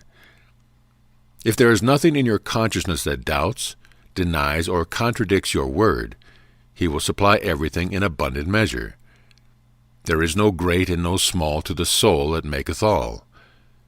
$7 or $7 million, headache or cancer, it is all the same to God. The promise is that whatsoever ye shall ask for of the Father in my name, consciousness, He will give it to you. You do not have to beg God for anything. You only have to enter His nature, consciousness, and you can take from the universe anything you need. Is there anything unusual about a potter producing pottery? About a jeweler producing jewelry? About a baker producing bread? A composer producing music? Is there anything unusual about a man in Christ consciousness doing the works of Jesus? With thanksgiving, let your request be made known unto God. Chapter 28. Prosperity and Property. Your Father knoweth what things ye have need of. The first thing to do in disposing of a piece of property is to resolve it into an idea. In reality, you do not possess this property. It is in your hands as a steward. It is merely an idea that you are through with and ready to pass on to someone else. Make sure, however, that you are through with it. By that I mean make sure that you have released it in your thought, or it will keep coming back onto your hands. The author was once asked to work metaphysically for the immediate sale of a large and expensive mountain home. The results were almost instantaneous. A buyer appeared in a few days and made a deposit of $5,000. Everyone was happy about it, but the deal did not go through, and the house came back to the original owner. There was great disappointment, and assistance was called for again. The house came back a second time, and it was found that one of the owners was still holding on. She loved the house so much that she could not part with it in her thought. When it was explained to her why she must let it go, the deal was finally consummated. In good business, we are told that the truth student who invokes divine principle to aid in the sale of lots, farms, houses, or business buildings for himself or for another does not work to the end that a specific piece of property may be disposed of at a specific price. He keeps his mind fixed upon the spiritual aspect of such a sale by realizing that the owner of the property is a channel through which a home or other good gift is distributed from the Creator of all good to His children. The student knows that if the spiritual purpose is uppermost, through the infinite wisdom of God, buyer and seller will be brought together. An owner who desires to dispose of property should not feel that he is trying to be freed of a burden. He should know that God placed the property in his hands as steward, and that if his attitude is right toward it, the property is not burdensome to him. This realization will make clear to him the real purpose which should underlie the sale. Having released the property in thought, you should then work for a right connection. If there is only one mind and we are all in it, we are always in touch with a person who needs what we have. It is divine mind that brings us together. Get this realization, and you will not only attract the person who needs and wants what you have, but will pay the right price for it. What do we mean by the right price? We mean the price that you would be willing to pay for it yourself. If you ask more than it is worth or more than you would be willing to pay for it yourself, the law of justice and equity will not work. How does divine mind locate this property and bring the buyer to you? What is known in one part of mind is known in all parts simultaneously. Contrary to the belief of many, the whole transaction takes place in mind. The intelligence that offers the property for sale is the same intelligence that leads the buyer to you. All you have to do is to remove the obstacles in your thought and know that no circumstances, conditions, or persons can delay, hinder, or interfere with the sale in any way. Know that the deal is made. The money is in hand. See yourself turning this property over to the new owner. Feel the happiness of both buyer and seller and share in the satisfaction that the sale has produced. I am now in touch with the person who needs and wants the property and can pay the right price for it. Chapter 29. Prosperity and Your Queries. In faith I look to God for the fulfillment of my every need.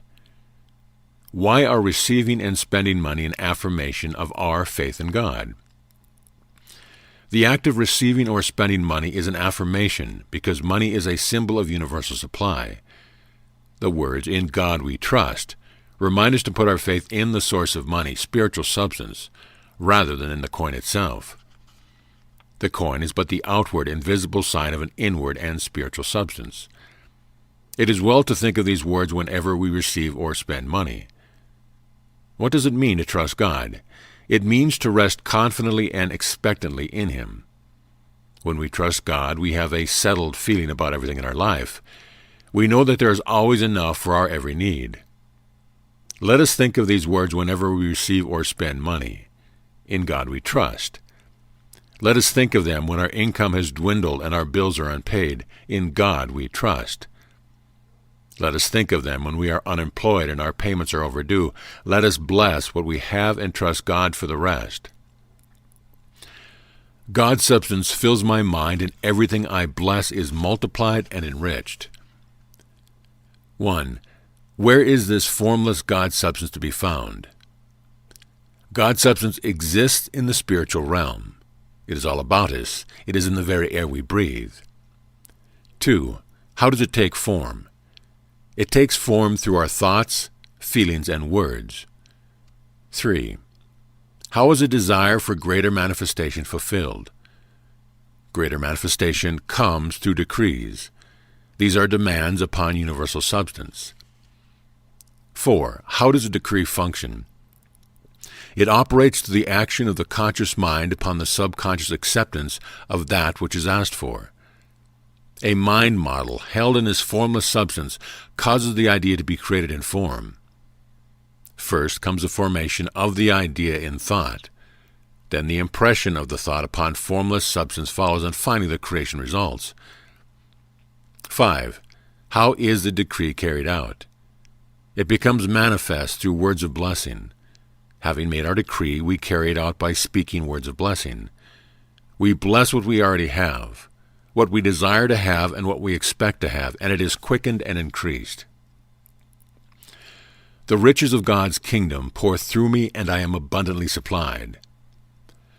What is symbolized in the miracles of changing the water into wine at the wedding feast of Cana, the feeding of 5,000, and the draught of fishes? All these manifestations symbolize the infinite riches of God's kingdom. So what is the purpose of these miracles? They show that the multiplying power of universal substance is unlimited. They teach the means of laying hold of divine substance. When we have a problem of lack, we use the same means that Jesus used to multiply the loaves and fishes. First, we center our thought in the constant, abundant, and freely circulating God substance. Second, we make our demand upon it. We form a mental equivalent of our desire. Third, we impress this pattern upon the formless substance through our faith and acceptance. Fourth, we give thanks for the fulfillment of our need. Fifth, we call the form forth through our faith. The riches of God's kingdom are then manifested for us in abundant measure. My prosperity manifests because I have a complete acceptance of the eternal, omnipresent substance of spirit. What is the remedy for the condition of poverty and lack? We must enlarge our consciousness of substance and increase our faith in God. Why is it that some people live in perpetual limitation and want?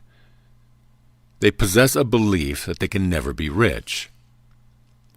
Why can a negative mind not produce wealth and success?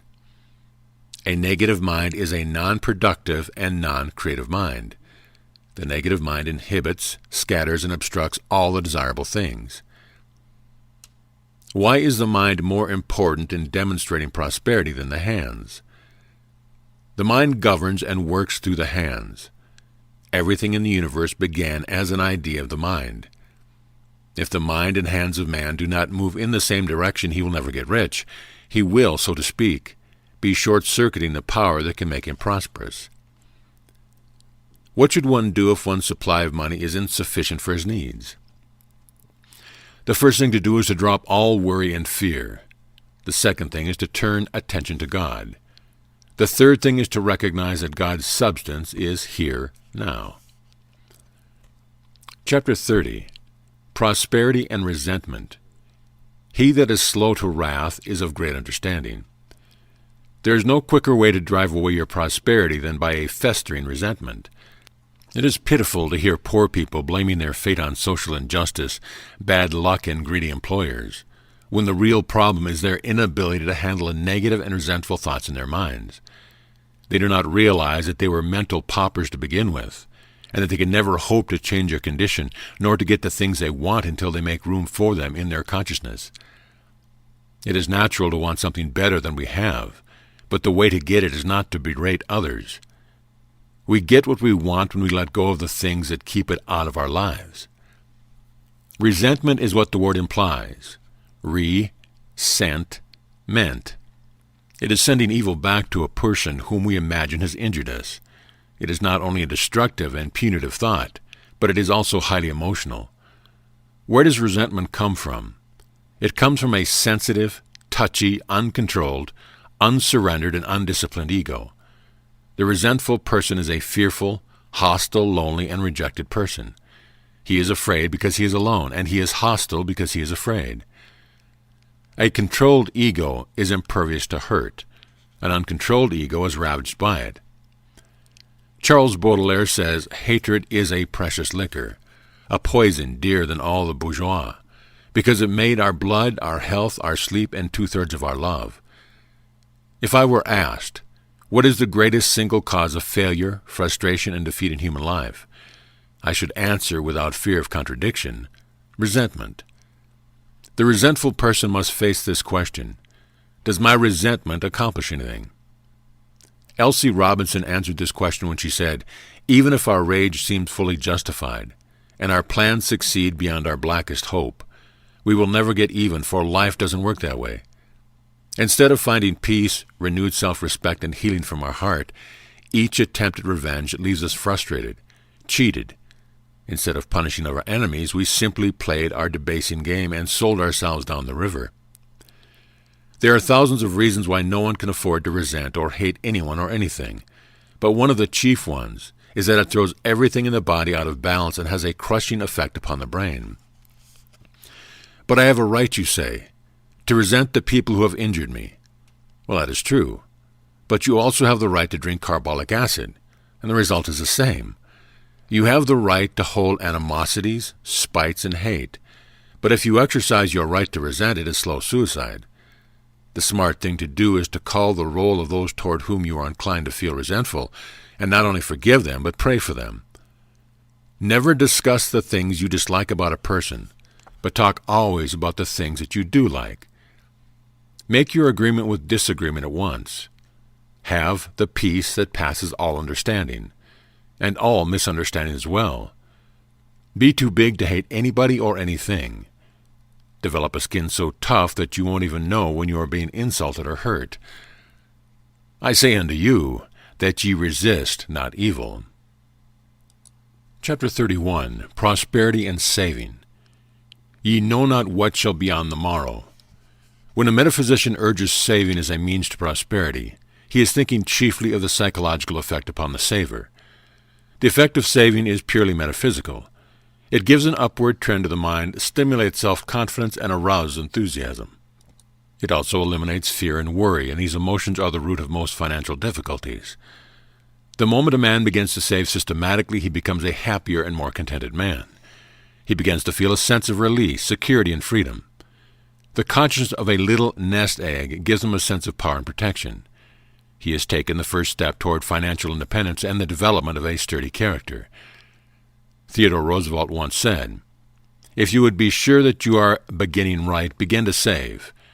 The habit of saving money, while it stiffens the will, also brightens the energies. Now let us take a quick look at the subject of hoarding. Jesus speaks of the deceitfulness of riches. St. Paul says that the love of money is the root of all evil. How can money be both good and evil? By the way we use and make of it. Now hold the word love for a moment. St. Paul is saying that the man who loves money more than the source is limiting the money he has. Money can bring trouble as well as peace. It can bring care instead of ease. It can bring pain instead of pleasure. It can bring sorrow instead of happiness.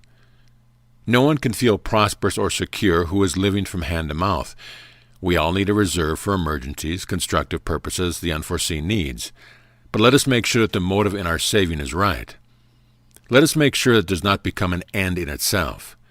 If our saving is for reasonable provision for future needs, it is quite a different thing from money hoarded for a rainy day. People who save for rainy days create the days they are trying to guard against. The important thing in saving is a constructive motive and a definitive purpose for what we put aside.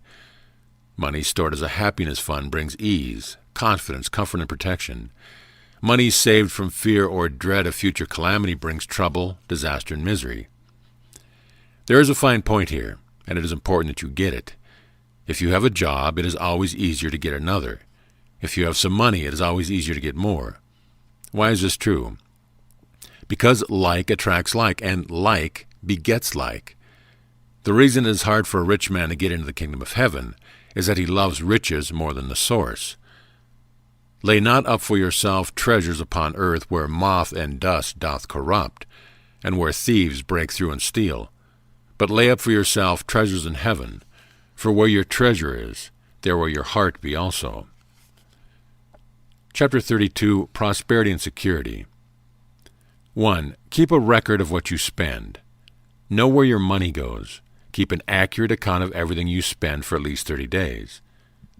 2. Make an airtight budget. This will not only cut down your financial worries, but will give you a sense of financial and emotional security. If you do not know how to make a budget, get the help of your banker or some social agency in your city. If they cannot help you, call your newspaper, the Red Cross, or the community chest. 3. Learn how to get the most for your money. There are many government bulletins that will give you this information. They will help you see why some people get more for their money than others. 4. Do business with your bank. If you must borrow to meet an emergency, go to a bank and not to a loan shark. The latter will complicate your life and make you miserable. 5. Carry life insurance. It is not only your greatest protection against death, sickness, and emergencies, but is also one of your finest assets. Make sure, however, that your insurance policy has a savings or cash value. If the life insurance policy is for the protection of your wife and children, put it in a trust fund. Do not have it paid to your wife in cash. 7. Buy a home of your own. There are those who will tell you that it is cheaper to pay rent, but it isn't. Buying a home is like putting money in a bank. It gives you a sense of comfort and security that no other material possession does. 8. Make a will. Determine beforehand who is to receive your personal effects and securities. A will saves time and expense and obviates much bickering and quarreling after they are gone. 9. Pay your bills when they are due. Holding what belongs to another seriously affects your income. It causes lack of circulation and stagnation. Remember that you are a distributor of God's wealth and not a terminal. Money is not yours to hold but to circulate. 10. Do not gamble. If you are tempted to gamble, read How to Figure the Odds by Oswald Jacoby. The odds are always against you. 11. Invest in dependable securities. The important thing when investing money is to know the people with whom you are doing business. If you do not have this information, go to a reputable bond house or bank. Perfect safety is more important than large returns. 12. Give to others. The real purpose in giving money to people is to make them independent and self-reliant. Make sure, therefore, that your giving does not pauperize or weaken. More important than giving money is showing people how to help themselves. Every metaphysical student should also be a missionary. Divine love bountifully supplies and increases substance to meet my every need. 33. Prosperity and self-faith. Have the faith of God. I am the greatest power in the world. I was with Jesus when he healed the sick, raised the dead, walked on the water, opened the tomb, turned water into wine, stilled the storm, and fed the 5,000. I was with Lindbergh when he flew the Atlantic, with Madame Curie when she discovered radium, with Cyrus Field when he laid the ocean cable, with Pasteur when he discovered vaccine, with Edison when he invented the electric light, with Alexander Graham Bell when he perfected the telephone, with Livingston when he went into the darkest Africa. I am with all those who do the things that cannot be done. I am the power that moves mountains of difficulty, uncovers secrets, lightens burdens, penetrates mysteries, heals disease, spans rivers, opens heavens, solves problems, demagnetizes evil, purifies consciousness, balances life, clarifies vision, destroys ignorance, builds fortunes, overcomes lack, demonstrates riches, strengthens purpose, gives direction, empowers thought, fulfills desires, stimulates income. I am a friend to all men and an enemy to none. I am a go-getter, producer, booster, and an optimist. I recognize no barrier, limitation, or obstacle. I know no defeat. I always get what I go after. I succeed when everyone else fails. I overcome every adverse condition and conquer all difficulties. I accomplish everything I set out to do. I am self-faith. Faith, what a mighty and stupendous word it is. If ye have faith as a grain of mustard seed, ye shall say unto this mountain, Remove hence to yonder place, and it shall remove. And nothing shall be impossible unto you. Faith is the cup we hold up to the universe to be filled. It is the measure of our acceptance and belief. We receive what we ask. A 1-talent man with great faith in himself will attract infinitely more than a 10-talent man with no faith. It makes no difference whether your ambition is to build a great industry, to accumulate vast resource, to amass fabulous riches, or to win a high place in your field. The one indispensable and imperative thing is an unwavering and immovable faith in yourself. If you have it, then no circumstance or combination of circumstance can ever defeat you. Are you discouraged? Are you ready to give up? Remember that it is the last blow that splits the rock. If God be for us, who can be against us? Greater is he that is in you than he that is in the world. Say these statements over and over yourself until they become integrated with the creative force of your subconscious mind. They will stimulate your self-faith as nothing else will. It is not your puny little faith that you are seeking to use, but God's faith. Jesus said, have the faith of God. In other words, get some of God's faith, and then you have that. You will have the power with which mountains can be removed and cast into the sea. It is not our faith that does the impossible and the unreasonable, but God's faith. St. Paul said, For I say, through the grace given unto me, to every man that is among you, not to think of himself more highly than he ought to think, but to think soberly, as God has dealt to every man the measure of faith. Where is this faith to be born? In the heart, subconscious mind. Then what about the failures? There are no failures except those who admit failure. The law says that like attracts like. The world accepts a man at his own evaluation. If he fails it is because he has lost faith in himself. It is because he has waited for luck, pull, influence, or outside capital to give him a boost. Faith without works is dead. A man must not only have faith in his ability, but must also have the energy to put his ability to work. Faith and work goes hand in hand. No man ever climbed to success on another man's shoulders. The Father that dwelleth in me, he doeth the work. Chapter 34, Prosperity and Sorrow. My eye is consumed because of grief. It is our purpose in this lesson to show that grief and sorrow not only produce sickness and disease in the body, but also loss and disintegration in the purse or material possession. But first let us inquire into the nature of sorrow. The dictionary defines it this way: uneasiness or pain of mind due to loss or disappointment, unhappiness or sadness. Who is there who has not shared this emotion? Sorrow speaks a common language and comes to all alike. It is in fact the most certain of all human afflictions. There are many causes of sorrow, but the greatest cause is death. We believe that death is the gateway to a larger and fuller life, but we meet it with black raiment, armlets, ties, floral tributes, mournful music, paroxysms of pain, morbid grief, elaborate rituals, and costly trapping. What is wrong with this picture? We have our grief in reverse. Now be frank with yourself. Think of the heartaches, failures, disappointments, misery, suffering, and tragedy of living. Wouldn't it be more Christian and more sensible if we regarded the deceased with joy and happiness rather than with sorrow and gloom? If one must grieve, the logical time for grieving is at the birth of an infant. The only way that sorrow can operate in our lives is through our attitude, thoughts, feelings, and emotions. We make our sorrow by sad thoughts, painful memories, and self-pity. We unmake it by reversing our thoughts. The cause of our suffering is not in the things that happen to us, but in our reaction to them. It is the reaction that determines the result. Remember that. We are not dealing with death, separation, and loss, but with our thoughts about death, separation, and loss. When we stop feeding our sorrow with self-pity and morbidity, the sorrow will quickly heal. The cure lies in our ability to transfer our attention from self to others. Socrates said, "He that grieves much is a magnet to attract waste of property." Why does grief affect our material possessions, income, and finances? Because it is a belief in separation and loss.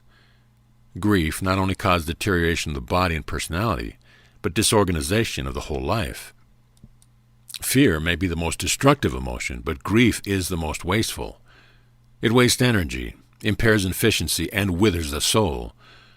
To grieve over the passing of a loved one is natural, but to capitulate to grief is cowardly. Did you ever ask yourself what would happen if there was no death? There would be no room for oncoming generations. One generation gives way to another. Death comes to all alike. Whether it makes or breaks us depends upon our attitude toward it. The first step in overcoming our sorrow is to prepare ourselves for its coming. This preparation should be made when life is smooth, sweet, and pleasant. How? By building into our lives faith, hope, confidence, self-control, intellectual poise, and reassuring hope of immortality. We must not only surrender our sorrow into God's hands, but we must occupy ourselves with some constructive and useful work for others. We must use our sorrow instead of wasting it. Since the loss of loved one by death is a universal experience, we should not be surprised when the experience comes to us. If our love for the departed one is real, we shall make him happy by being happy ourselves. He has earned his newfound joy, and we must not hamper him in his outward way. Albert Cliff said, "If we could but see with our spiritual eyes our church at the time of Holy Communion, we should, I am certain, see it filled with those who have passed on to the great beyond, joining with us in Christian fellowship, celebrating with us his sacramental service. A glorious reunion for every one of you, if you will only believe." Chapter 35, Prosperity and Stewardship. Give an account of thy stewardship. When we know the law of giving and receiving, we know we never get anything for nothing. Jesus placed great emphasis on stewardship. There are 29 parables in the New Testament, and 13 of them deal with the right use of money. Why is this subject so important? Because a man's stewardship or his capacity to give is the acid test of its sincerity and faith in God. If he is unwilling to give, he cannot hope to receive. The certain rich man, whose story is told by St. Luke, failed to meet his test just as so many do today. People spend billions on alcohol, cosmetics, cigarettes, jewelry, perfume, and theaters, but when it comes to church and community enterprise, they give as little as possible. When will we learn that life uses the same measure that we use? With the same measure that ye mete, or that you use, it shall be measured to you again. The stingy man closes his channels of supply, the generous man opens them. But you say, I am having a tough sledding, everything is going against me. I have lost my faith in God and in everything else. Be careful, my friend. You are complicating your problem instead of helping it. You have your principle in reverse. You are creating poverty instead of prosperity.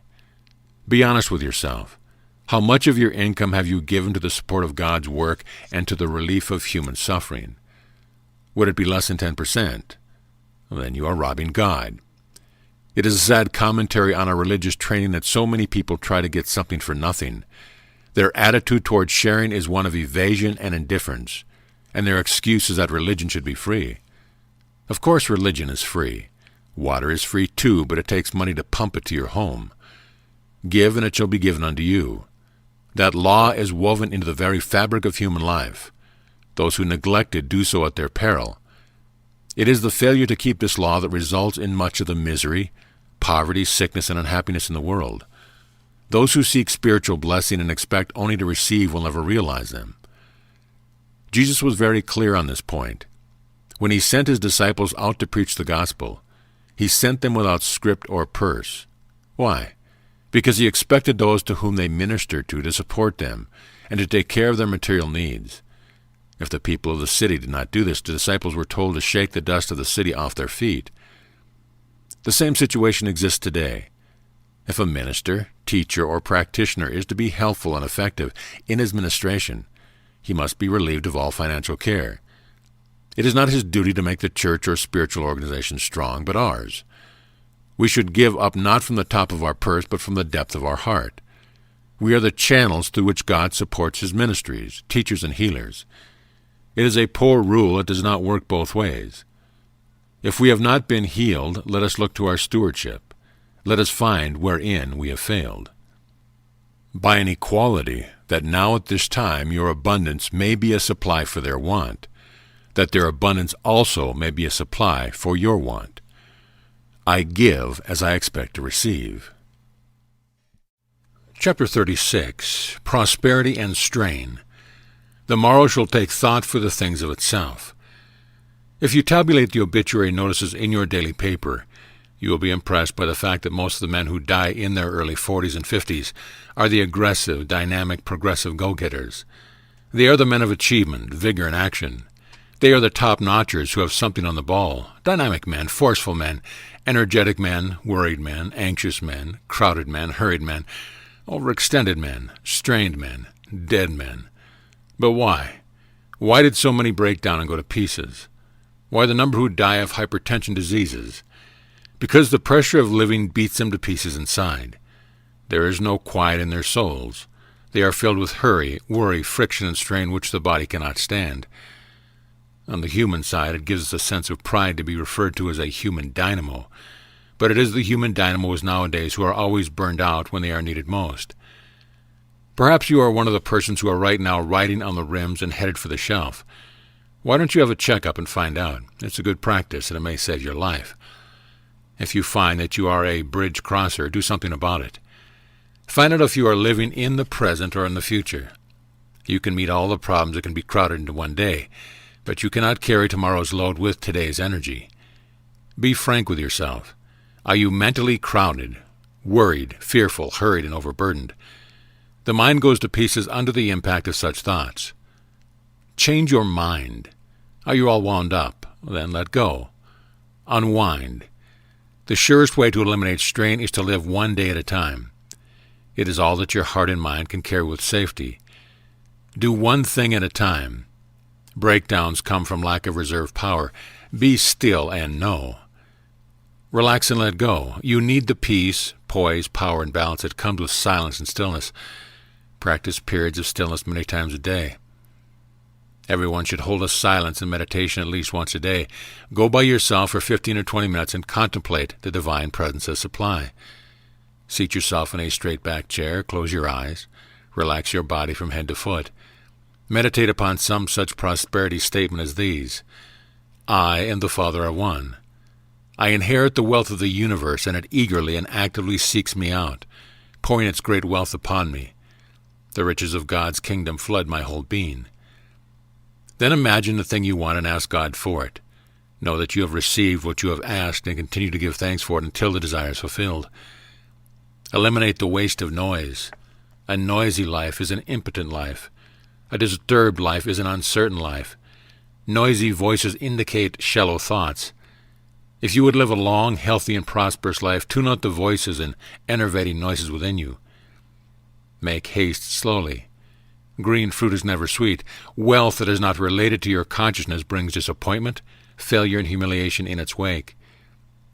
Anxiety and haste delay the manifestation of your good. He that hastes to be rich hath an evil eye, and considereth not the poverty shall come upon him. But he that goes along with God in the realization of his abundance shall in due time receive his own. Do not try to rush the season or force the crop. Be still and know that I am God. When you make a demand on the universe, assume that it has been fulfilled. Do not dig up the earth to see if the seed is growing. Do not seek confirmation of your faith. Worry and uncertainty about the outcome of your treatment are unconscious attempts to force your good. Concern is a lack of trust. Live by indirection. Live laboriously. Think without anxiety, pray without effort. These are the secrets of long, full, happy, useful, and rich life.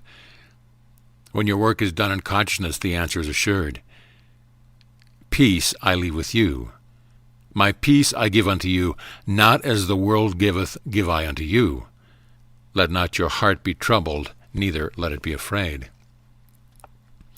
Prosperity and supply. My God shall supply all of your need.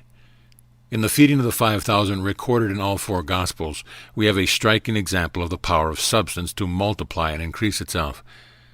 The disciples are face to face with a desperate situation. There are 5,000 hungry people on hand to feed. What could they do in such a situation? They did what you and I would probably have done. They took an inventory of their assets and stated the result. There is a lad here which hath 5 barley loaves and 2 small fishes. But what are they among so many? Does that sound familiar? I have here but $50 and I need 500. I have here only enough food to run me for a week. I have nothing to give, I have nothing to wear, and so on and so on. Are these things true? How about your God? Don't you believe in him? Has he ever turned his back on you? Has he ever refused anything you asked? Has he ever disappointed you? Is it not possible that right now he can meet this need for you? Was Jesus worried about feeding the 5,000 hungry people who said, "Run afoot thither out of all cities," to learn of him? Remember that the day was far spent, and they were in a desert place. St. John tells us that he was not worried or anxious, for he himself knew what he would do. What a heartening realization this is even today. The disciples sought to send the people away, but Jesus said, "They need not depart. Give ye them to eat." He had a plan, and he was going to carry it out. They need not depart, because he was adequate to their need. The Christ is always adequate to our needs. He is the same yesterday, today, and forever. He fulfills our needs now just as he did then. And they did all eat, and were filled. And they took up 12 baskets full of the fragments and of the fishes. I have planted, Apollos watered, but God gave the increase. All human needs are fulfilled by cooperating with God and not by magnifying our poverty. The wise man takes into account the spiritual forces as well as the material. Why is this demonstration commonly called a miracle? Because for centuries the materialist has believed that it transcends natural law. The metaphysician, however, knows that it is wholly in accord with divine principle. Jesus was able to feed 5,000 people with 5 loaves and 2 small fishes through his knowledge that universal substance has power to increase and multiply itself. What is the promise in the story for us? God has given us the same power to materialize substance that Jesus had. Rich ideas circulating through our consciousness cause prosperity to be attracted to us. They build up such an awareness of abundance that there is no longer any room for a single idea of lack. When the disciples replaced their belief in lack with ideas of abundance, the truth was fulfilled. I refuse to acknowledge the appearance of lack. I affirm that the continual and inexhaustible substance of God is manifested in my life now. 38. Prosperity and taxes, and all went to be taxed. Do you complain, groan, and resent your taxes, dues, and other obligations? Perhaps you need a new perspective. Someone has clearly stated the point of view. Taxes are the price we pay for living in a democracy. If you think the price is high, let us look around us at the large part of the world ridden by dictators. One such look will surely convince us that we are getting a great deal for our money. Good Business in March 1944 presented an income tax blessing by Charles Gilbert that is well worth our attention. I bless this income tax form. I bless the federal government which acts for this tax. I bless this land which has given me my chance to earn this income. I bless the laws of this land which have guided and protected me and my fellow men and my family while I earn this income. I bless this income tax form with its seeming complications. I declare that it is too complicated for me to fill out accurately. I bless my fellow men who arranged the items on the form. The divine wisdom that guided them in preparing the form is guiding me in making my computations. I bless the income that has come to me through the year. I bless and set down every item as a substance of spirit that has been provided for me. I have returned a part to the Lord as an expression of gratitude to him for his kindness to me. I have been glad to make this return to him. I gladly make the required return to my United States also in gratitude for the privilege it has given me. I bless the deductions and exemptions I am allowed. When I compute these, I deal honestly with my Lord and with my government. I see these deductions as evidence that my government is considerate and reasonable in its requirements. I bless the actual taxes that I shall pay. When the time comes to pay the taxes, the Lord will provide the means whereby I can meet the obligations. I bless all who shall handle these taxes. I bless the taxes for their part in supplying my country's needs. Therefore I bless my country itself. May righteousness, justice, goodwill, and peace prevail throughout all of its actions at home and abroad. My divine wisdom guide its officials and its citizens. May victory come to us and our allies. May the benefits that we enjoy in this country of freedom and prosperity and brotherhood be extended to all parts of the world. And may war be known no more on the face of the earth. Chapter 39. Prosperity and Thanksgiving. With thanksgiving let your requests be made known unto God. In everything give thanks. It is our purpose in this study to give you an infallible method of demonstration. It will not only produce new ideas and increase your power of attraction, but give you the means whereby your problems can be solved and your desires and wishes can be fulfilled. It is such a simple formula that a child can use it with success. It is asking, believing, and receiving all in one law, the law of thanksgiving. Thanksgiving is like yeast in bread. It is the active quality in our consciousness that not only increases supply, but solves every problem in our lives. Gratitude keeps the mind in balance and makes it strong, one-pointed and true. It feeds our hopes, strengthens our faith, nourishes our aspirations, and causes abundance to become manifest in our affairs. In reality, it is the great harmonizer and unifier between ourselves and God. In everything give thanks. The whole process of mental adjustment and atonement can be summed up in one word: gratitude. Wallace waddles in financial success through creative thought. Many people who order their lives rightly, in all other ways, are kept in poverty by their lack of gratitude. The grateful outreaching of your mind in thankful praise to the Supreme Being is a liberation or expenditure of force. It cannot fail to reach to that which it is addressed, and the reaction is an instantaneous movement towards you. That is a strong statement, but anyone can prove it for himself. If the author were asked to name the most important emotion in demonstrating prosperity, he would say gratitude. Why? because gratitude is the only channel through which the desired good can come into our lives. What is the great and only problem in demonstrating supply? To unify our minds with the universal substance so that it becomes receptive and responsive to our thoughts. How is this problem solved? Through a whole-souled and continuous feeling of deep gratitude. It is only when we fail to obey the law of thanksgiving that limited and negative conditions arise. If there is such a thing as a shortcut to demonstration, it is to be found in the prayer of thanksgiving.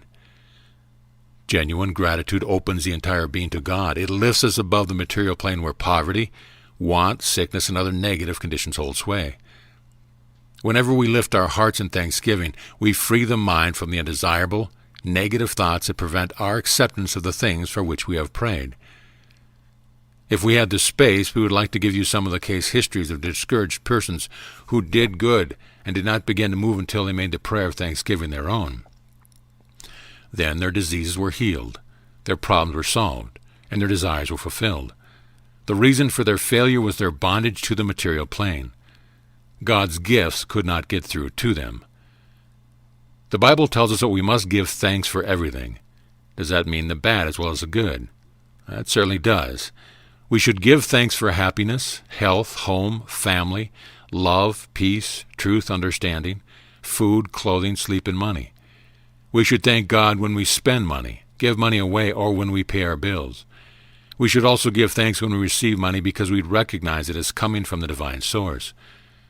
We should give thanks for the adversities, discipline, trial, tribulation, problems, and unpleasant experiences that test our mettle. Why should we give thanks for the stern experience of life? There are two reasons. Giving thanks takes the sting out of the unpleasant thing and helps us to make our agreement with them. Let the words that follow be your first thought in the morning and your last thought at night as surely as the sun rises. God's blessings will pour it upon you. I am grateful for this day and for the chance to prove my dominion over every problem it may bring. Chapter 40, Prosperity and Tithing. See that you abound in this grace also. Any system that has endured and proved itself for centuries demands our utmost consideration. Tithing is not a popular subject even in religious circles because people do not understand it. The proof of the pudding, as we say, is in the eating. If millions acclaim tithing as a true basis of prosperity, we need to do some serious thinking about it. In the old dispensation, the tithe, or tenth, was not only the portion to be returned to the Lord or law, but it was a way of acknowledging God as the source of our supply. It was never considered as a contribution, compensation, charity, gift, or reward, but as a thank offering for blessings received. It was returned to the source in the same way that the farmer returns the best seed to the soil. Tithing preserves the contact between man and his source. It keeps his person in contact with universal supply. Thou shalt truly tithe all the increase of thy seed. The law says that 10% of your income belongs to the source, and to fail to return it is to rob God. When the tithe has been turned back to the source or the law, the spiritual benefits are assured, for the law of prosperity is perpetuated in your affairs. Why is tithing the true basis of prosperity? Giving with most people is accompanied by a false sense of separation or loss. Tithing is true giving, that is, sharing. It recognizes their dependence upon God for supply. It develops an opulent consciousness, which is the secret of continuous and automatic income. The soul that does not give shrivels. How is the tithe to be given? Joyously, hilariously, and cheerfully. If we give with a sense of compulsion, it is like planting vegetable seeds and neglecting to water or cultivate them. When is the tithe to be given? Upon the first day of the week. What is the tithe? The tithe is 10% of all that you receive, according to St. Paul, as you may prosper. 10% is a minimum. The tithe, by putting God first in our finances, is the solution to all our problems of supply. What are the benefits of tithing? It keeps mean, stingy, fearful, and limited thoughts out of the mind and keeps the good flowing in. To what is the tithe to be given? It is to be given up to God's work, or to that specific organization through which you receive your spiritual help. By God's work is meant work that puts man in possession of himself and enables him to live the victorious life of Christ, the life of freedom, health, prosperity, service, joy, generosity, power, and efficiency. As ye abound in everything, in faith and utterance, and knowledge and all diligence, and in your love to us, see that you abound in this grace also. Honor the Lord with thy substance, and the first fruits of thine increase. So shall thy barns be filled with plenty, and thy presses shall burst out with new wine. Of the increase that life gives to me, I return 1/10 to my source. This 10th is in my hand for the moment as at a steward. Returning it immediately to its source, I keep an unbroken circuit of creative power flowing through me, my business and my finances. Chapter 41. Prosperity and Understanding. He that is perfect in knowledge is with thee. Those who would seek to demonstrate a large supply will do well to listen to Solomon. Happy is the man that find wisdom, and the man that getteth understanding. For the merchandise of it is better than the merchandise of silver, and the gain thereof of fine gold. She is more precious than rubies, and all the things thou canst desire are not to be compared unto her. Solomon was not only the richest man of his time, but also the wisest. He did not lean upon the perishable symbols of silver and gold, but upon the substance of true ideas in mind. Why did he say that understanding was more productive than silver and gold? Because understanding is both the consciousness and substance of all things, whereas money is only the effect or shadow of substance. Jesus understood this truth perfectly. He never looked outside of his consciousness for anything. His consciousness was both the substance of things hoped for and the evidence of things not seen. Because he understood that he and the Father were one, his consciousness was an automatic and continuous source of supply. When we understand that the prayer or desire and the answer fulfillment are both in mind, we shall understand why Jesus said, "What things soever ye desire, when ye pray, believe that you receive them, and ye shall have them." If man is mind, as Jesus taught, the awareness of the desire is equivalent to its fulfillment. It is the mind that entertains the desire and the mind that fulfills it. With all thy getting, get understanding. Understanding of what? Understanding that we are dependent upon ideas for our prosperity rather than upon money. If God is all good, there can be no lack of good for those who know God and apply His laws. If God is omnipresent substance, there can be no lack of substance in our affairs, our jobs, our professions, our stores, our firms, our welfare, our bodies, everything in our lives. H. Emil Caddy says, "There is only God through and through all things, in our bodies, in our seemingly empty purses, in our circumstance, just waiting that invisible substance for us to recognize and acknowledge Him and Him alone in order to become visible. All else is a lie. The only true prosperity is a prosperity consciousness. Supply does not come out of it. It is permanently within it. Poverty is simply a gap in consciousness. To close the gap, we must demonstrate consciousness instead of money. We must see prosperity as an effect and not as a cause. We must see it as an idea in mind and realize that we can never be separate from it. The idea demonstrates and supports itself. When we grasp this concept, we shall see why Solomon told us to get understanding. All things are yours, said Jesus. How does one get this realization? By getting a clear picture of the desire and by holding to it through thick and thin. Be careful, however, that you do not outline or place a monetary value on it. If your demonstration depends upon a sum of money and the money does not materialize, the demonstration cannot be made. The better way is to get the feeling of fulfillment of your desire. Length of days is in her, wisdom's right hand, and in her left hand riches and honor. Her ways are ways of pleasantness, and all her paths are peace. She is a tree of life to them that lay hold upon her, and happy is every one that retaineth her. Chapter 42. Prosperity and Values. The Deceitfulness of Riches. No man can serve two masters. Either he will hate the one and love the other, or he will hold to the one and despise the other. Ye cannot serve God and mammon. All through the centuries, what Jesus referred to as the deceitfulness of riches and the lust of other things has produced a great share of sorrow in the lives of men and nations. We are indebted to Dr. John Holland for an article that appeared in the recent issue of The Challenge. It carries a message for every person, rich or poor, but is particularly pertinent to those whose ambition is to have great possession. We Americans, Christians and unchristian alike, have overstressed the value of material things. We learned to express all value in dollar.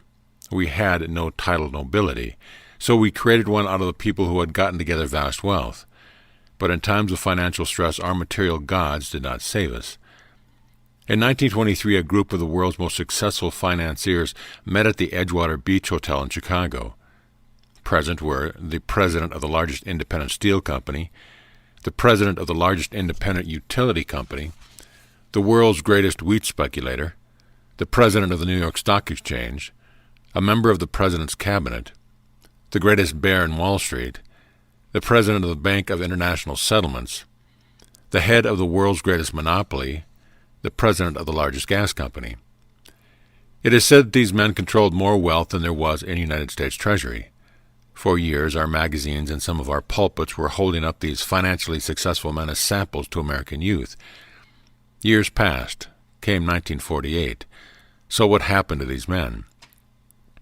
The president of the largest steel company lived on borrowed money for the last 5 years of his life. The greatest wheat speculator died abroad, insolvent. The president of the New York Stock Exchange was recently released from Sing Sing prison. The member of the president's cabinet was pardoned from prison that he might die at home. The greatest bear in Wall Street committed suicide. The president of the Bank of International Settlements committed suicide. The head of the world's greatest monopoly committed suicide. The president of the world's largest gas company became insane. These men were not sinners above others. They had simply lived for earth, and when that part of the earth which they had gained slipped from their hands, there was nothing left to prop up their courage. Those who are in a position to know whereof they will speak will tell you that many worshippers of Mammon have committed suicide who were reported to have died natural deaths. Their families succeeded in having the manner of their going kept quiet. Nor were these mentioned the only rich men who have gone to jail. Certainly there were not only ones who ought to have gone, but who escaped the wrath of man. Yet they and others of their kind can never escape the sure result of their worship of the golden calf, even though they endow many libraries and hospitals as monument to themselves. Under the working of the divine law, they must reap the result of their so-called success, though the reaping be done in the world to come. If riches increase, set not your heart upon them. Power belongeth unto God. 43. Prosperity and values. If we can show you that depressions and business slumps are purely psychological, we can show you how to rise above them. In the Great Depression of 1929, we suffered not so much from a decline in values as from a decline in man's thoughts. Everybody was trying to get rid of stocks because their value were going down. Why were they going down? Had the value of the properties in the holding of sound companies and corporations changed? Was the telephone service discontinued? Did the railroad stop running? Were automobile plants shut down? No. Well, then what happened? Why the crash? Why did everything go to pieces? Because of man's fear. The decline was purely psychological. Then where did all the money go? Why has it now reappeared? Because of another change in man's thoughts. Stocks have now assumed a new value in his mind. Do you see what we're trying to bring out? The value of a thing depends entirely upon the law of demand and supply. If the demand is great, the value is high. If the demand is small, the value is low. It is just like a bone in the backyard which your dog has ceased to gnaw. If another dog comes along and takes the bone, your dog wants it back right away. So man tends to value highly the thing that the others want. The reason values change is that the thoughts of men change. If every stockholder were happy with his stocks and wanted to keep them, the market would be stable and prices would begin to rise. But fear creeps into the picture. We lose our heads and sacrifice the thing we have because we think the others do not want it. Don't you see that the stock market jitters, like all other problems, are purely psychological and must be dealt with in the mind? What is the most necessary and least appreciated thing in human life? Water. If water should suddenly begin to disappear from the face of the earth, it would immediately become the most valuable thing in every household. We would gladly exchange anything we had for it. Perhaps we should reappraise the thing that God has provided so lavishly for us.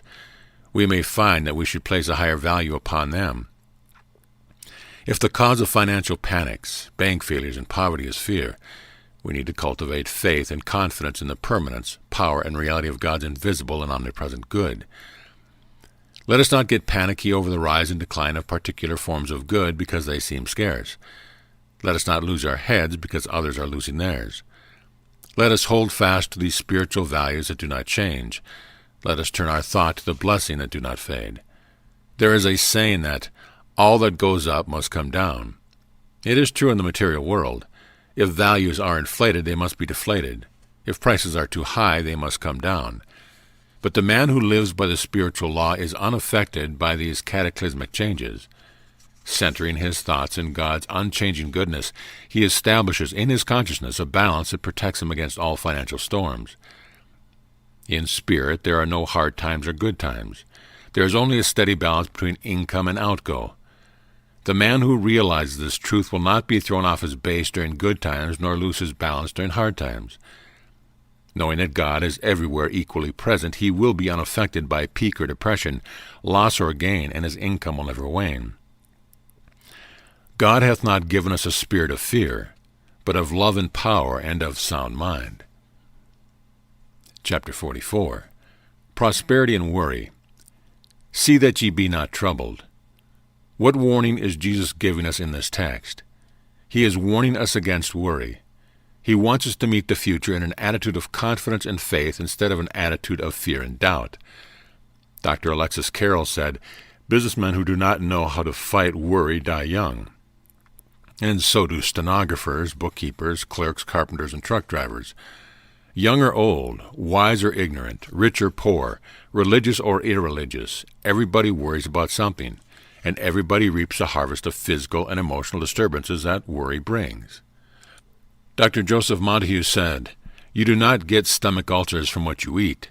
You get stomach ulcers from what is eating you." We worry about things present and about things to come. We worry about yesterday, today, and tomorrow. We worry about our finances and about our business. We worry about our children and their future. We worry about our health, about our souls, and about growing old. In fact, our whole lives are involved in worry and affected by it. That is why this warning is so timely and practical. Worry is not only one of the most dangerous and harmful emotions, but it is also one of the most costly. It not only greases a man's life toward decay and failure, but toward the cemetery. We've all done a lot of foolish things in our lifetime, but the most foolish thing any one of us ever did was to worry. If you do not believe this, turn to the files of some of Americans' most prominent physicians. They will tell you that worry is not only the cause of more stomach ulcers, high blood pressure, heart trouble, nervous and digestive disorders, skin eruptions, rheumatism and arthritis, and any other thing, but also that there is no disease that it does not aggravate. It may help us in overcoming this useless and harmful habit to realize that the chronic worrier is not born but made. The capacity to worry was not born in us. We acquired it. We learned how to worry. Worry is an achievement. To be a good worrier, one must work at it. He must practice. Having practiced, consciously or unconsciously, we face the presence of a habit that must be unlearned. How do we get rid of a worry thought? By thinking about something else. We replace a troublesome emotion with a pleasant one. Do you know how to do that? Then let us make an experiment right now. Lay the book down, close your eyes, and try to think of the Grand Canyon of Arizona and the thing you are worrying about at the same time. Can't do it, can you?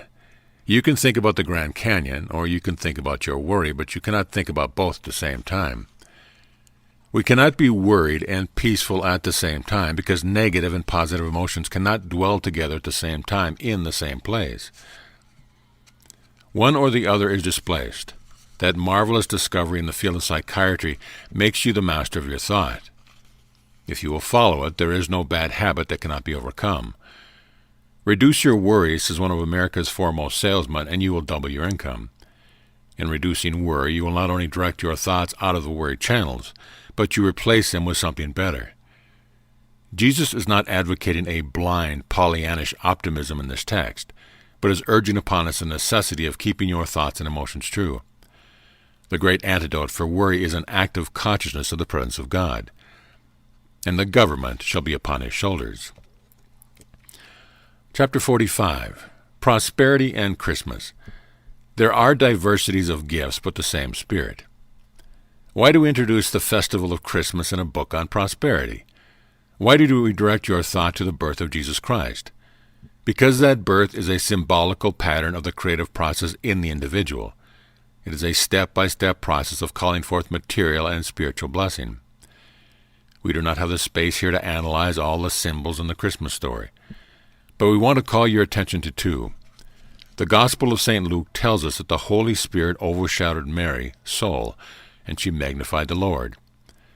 What does this mean metaphysically? It means that what we magnify or dwell upon in our subconscious mind becomes manifest in our affairs. The other symbolism is concerned with the wise men of the East. In the Bible, the East symbolizes heaven, the within or source of all our good. The West symbolizes the without, or the material or relative world. The North symbolizes the spirit, and the West the manifestation or form. We turn to the East in our public worship service in a church because it represents all there is. All the desirable and worthwhile things in our lives have come from within. It is that realm that we must turn to change our circumstance and to demonstrate our supply. Creation is finished, and it is here now ready to take form. That is why we must orient ourselves to the inner world. In fact, there is nothing good that can come to us that can compensate for lack of Christ consciousness. Though Christ 1,000 times in Bethlehem be born, if he be not born in you, it is all forlorn. If we have him, we do not need anything else. We can say what Emerson said when he was told that the world was coming to an end. Well, I can do without it. Do you see why a man is not rich until he is independent of material things? To dominate or get dominion over things, you must get above it. Just as the babe of Bethlehem grew up and fulfilled himself, so your consciousness of Christ in you must enlarge so that you may fulfill yourself. Do you remember how the prophets kept the promise of the coming Messiah alive in the hearts of the Hebrews for so many years before his appearance on the earth? They did it by repeated affirmations of their own faith. The desire of all nations shall come. The government shall be upon his shoulder, and his name shall be called Wonderful, Counselor, the Mighty God, the Everlasting Father, the Prince of Peace. Of the increase of his government and peace there shall be no end. If you were asked to name the law involved here, what would you say? That's right, it's a mental law. Any idea held in thought, longed for emotionally with constant expectancy, is bound to manifest in the visible, whether it be the idea of an individual or a nation. God so loved the world that he gave his only begotten Son. Christmas is primarily a season of giving and receiving following the pattern set by that great gift. Now consider for a moment the gifts that Christ offers to those who recognize them and prepare to receive them. What is the innermost desire of your heart? Is it a better job? Ask, and ye shall receive. Take your desire into consciousness and hold it with constant expectancy. Magnify it in your mind. Do not ask God to give you the supervisor's job or any other specific job. Rather pray, God, send me the job which is for my highest good. Then act as though your desire had already been fulfilled. If your present job is irksome and distasteful, make your agreement with it. Give it the best that you have. In other words, get your release through performance. Is your desire for greater health? Ask, and you shall receive. Take your attention into the silence and hold with it fixity of vision. Stop feeling your ailment and feel after God. Christ is not a helpless babe in a cradle in Bethlehem. He is a living force. He is the active, responsive intelligence of the universe in your own heart. He is there with all the vitality, power, strength, and wholeness which you will ever need. His presence is powerful enough to penetrate and dispel every inharmonious condition. Do not ask him to heal a particular ailment or disease, but opening your consciousness to the mighty, cleansing tide of the Holy Spirit. Ask him to wash you clean. The greatest gift is the gift of his Son. Let him be born in you by right thinking, right acting, and right feeling. Is your desire for greater prosperity? Ask, and you shall receive. Do you need more money? Do you need a car? Know that your desire is spiritually legal. Jesus promised us homes, food, clothing, wisdom, and power in the name of God. Stop feeling your lack and want and feel the opulence and bounty of God. Believe that you have received. Stop depending upon your salary check, alimony, rent, pension, coupons, or friends. Pray the Lord's Prayer. Feel what you say. Look to the east. Listen to the angelic voices. Follow the star. Magnify the Lord in your soul. When you pray, say, "Give us this day our daily bread." Bethlehem is the house of bread. It symbolizes everything in God's kingdom. Stop feeling your debt and lack and accept your freedom. Release everything in your life that is unlike God. Then the Christ child will come in. Are you following the star? Can you go all the way with the wise men? Then hold your desire with constant expectancy, and it will manifest in the visible. And the Word was made flesh and dwelt among us. God does not bring to birth and not bring forth. Chapter 46, Prosperity in You. Use your hidden forces. Do not miss the purpose of this life, and do not wait for circumstance to mold or change your fate. In your own self lies destiny. Let this vast truth cast out all fear, all prejudice, and all hesitation. Know that you are great, great with divinity. So dominate environment and enter into bliss. Love largely and hate nothing. Hold no aim that does not accord with universal good. Hear what the voices of the silence say. All joys are yours if you put forth your claim. Once let the spiritual laws be understood, and material things must answer and obey. In the poem Attainment, Ella Wheeler Wilcox has pointed out the work you must do if you would fulfill your destiny and demonstrate your dominion. Read the poem again, and let me ask you this question. Are you using your hidden you? Do you have a purpose in life? Are you looking to God to change your fate? Have you cast out all fear, all prejudice, and all hesitation? Do you know that the you of you is great? Do you dominate your environment? Do you love largely and hate nothing? Do you hold any aim that is not in accord with universal good?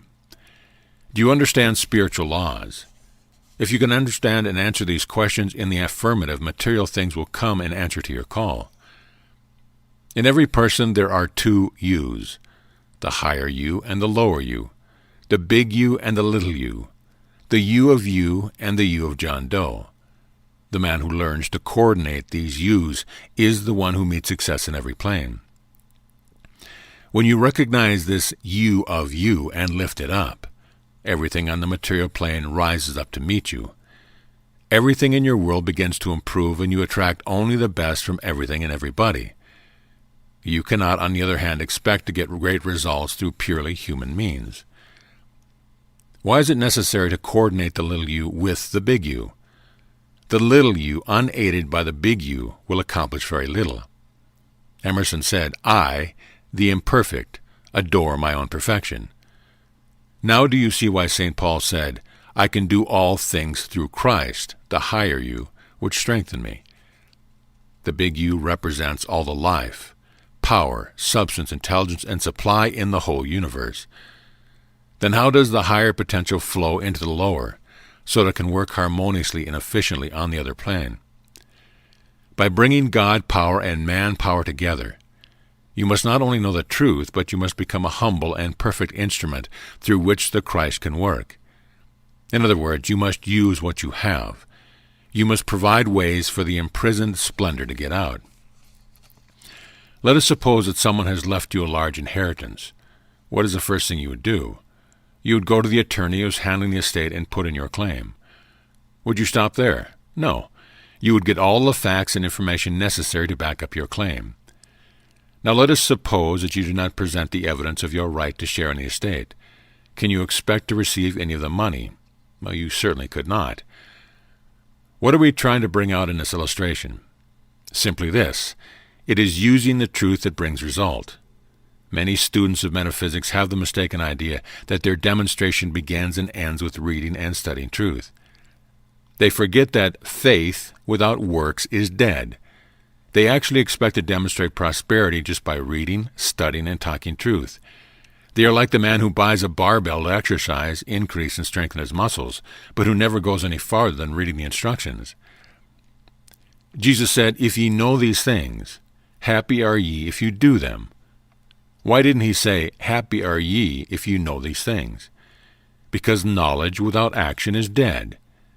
If you do not put your knowledge to work or use it, it cannot accomplish anything for you. If you expect your prosperity to manifest, you must do something more than study and read. You must use your knowledge by acting it out. Be ye doers of the word and not hearers only, deceiving your own self. Understanding, like a muscle, increases with use. The more you use it, the more you have. That is why problems are interesting. They help you to apply your knowledge and to prove the law. If it were not for your problems, you would vegetate. You would have no way of using or applying the truth. If you do not believe this, watch the men who retire from business. When they no longer have actual problems to solve, they create imaginary ones and die. It is obvious that the world needs your performance even more than it needs your knowledge. Now read the poem again and resolve that you will use it as a measuring stick to prove your divinity and understanding. Let your motto be victory through performance. I consciously bring all the forces of my being into obedience to the law. I accept my responsibility as a chosen instrument. I act fearlessly, knowing that it is the Father that dwelleth in me who doeth the work. I accept my heritage of dominion and power with joy and thanksgiving. I rely upon the promise of St. Paul, sin shall not have dominion over me. Chapter 47, Prosperity and Zeal. The zeal of thy house hath eaten me up. Webster defines zeal as ardor in pursuit of anything, eagerness, as for a cause, ardent and active interest, enthusiasm and fervor. If you study the people who call themselves failures, you will find that they have one thing in common: apathy. They have allowed the enthusiasm, fervor, and zeal to go out of their lives. They have lost the quality that makes them useful, effective, and successful, and life has begun to eliminate them.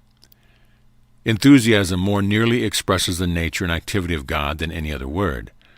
If a man has it, he is positive in his attitude. If he doesn't have it, he is negative. The universe is alive, vibrant, pulsating, abounding, joyous, and advancing. Do you get the feeling of that? The word enthusiasm comes from two Greek words, en and theos, that mean in God. It is that something in a man's nature which makes him attractive, dynamic, and effective. It is the divine spark that he shares with God. It came with him by virtue of his creation in the divine image, and it will stay with him as long as he nourishes it in his thought. But why is zeal so important in the matter of demonstrating prosperity? Because it is that quality in a man's consciousness that keeps him receptive to his good. The zealous man is the prosperous, popular, prominent, sought-after man. Life in him is strong, vibrant, buoyant, and compelling. He radiates power that not only sweeps barriers and obstacles before him, but attracts every good thing into his life. The zeal of thy house hath eaten me up. Zeal is an all-consuming thing. The zealous man is an instrument through which the divine fire expresses itself in terms of fulfillment. Life to him means but one thing, and growth. It is thrilling to see the zealous man at work. He is like a mighty river flowing out into every area of human need. No matter how commonplace his job may be, he makes it important. No matter how hard times are, he succeeds. He believes in himself and what he is doing. If he has a quota to meet, he goes with it. If there is a prize for meritorious service, he wins it. Believing in men, he sways and influences them. End of chapter. End of book. And a little reminder to all fans of Robert Russell books, we plan on publishing this book in paperback as well as his other 17 books in the next coming several months. And also, if you would like an audio copy of this book, you can purchase the audio book in the link below in the description. As always, thanks for giving us a listen.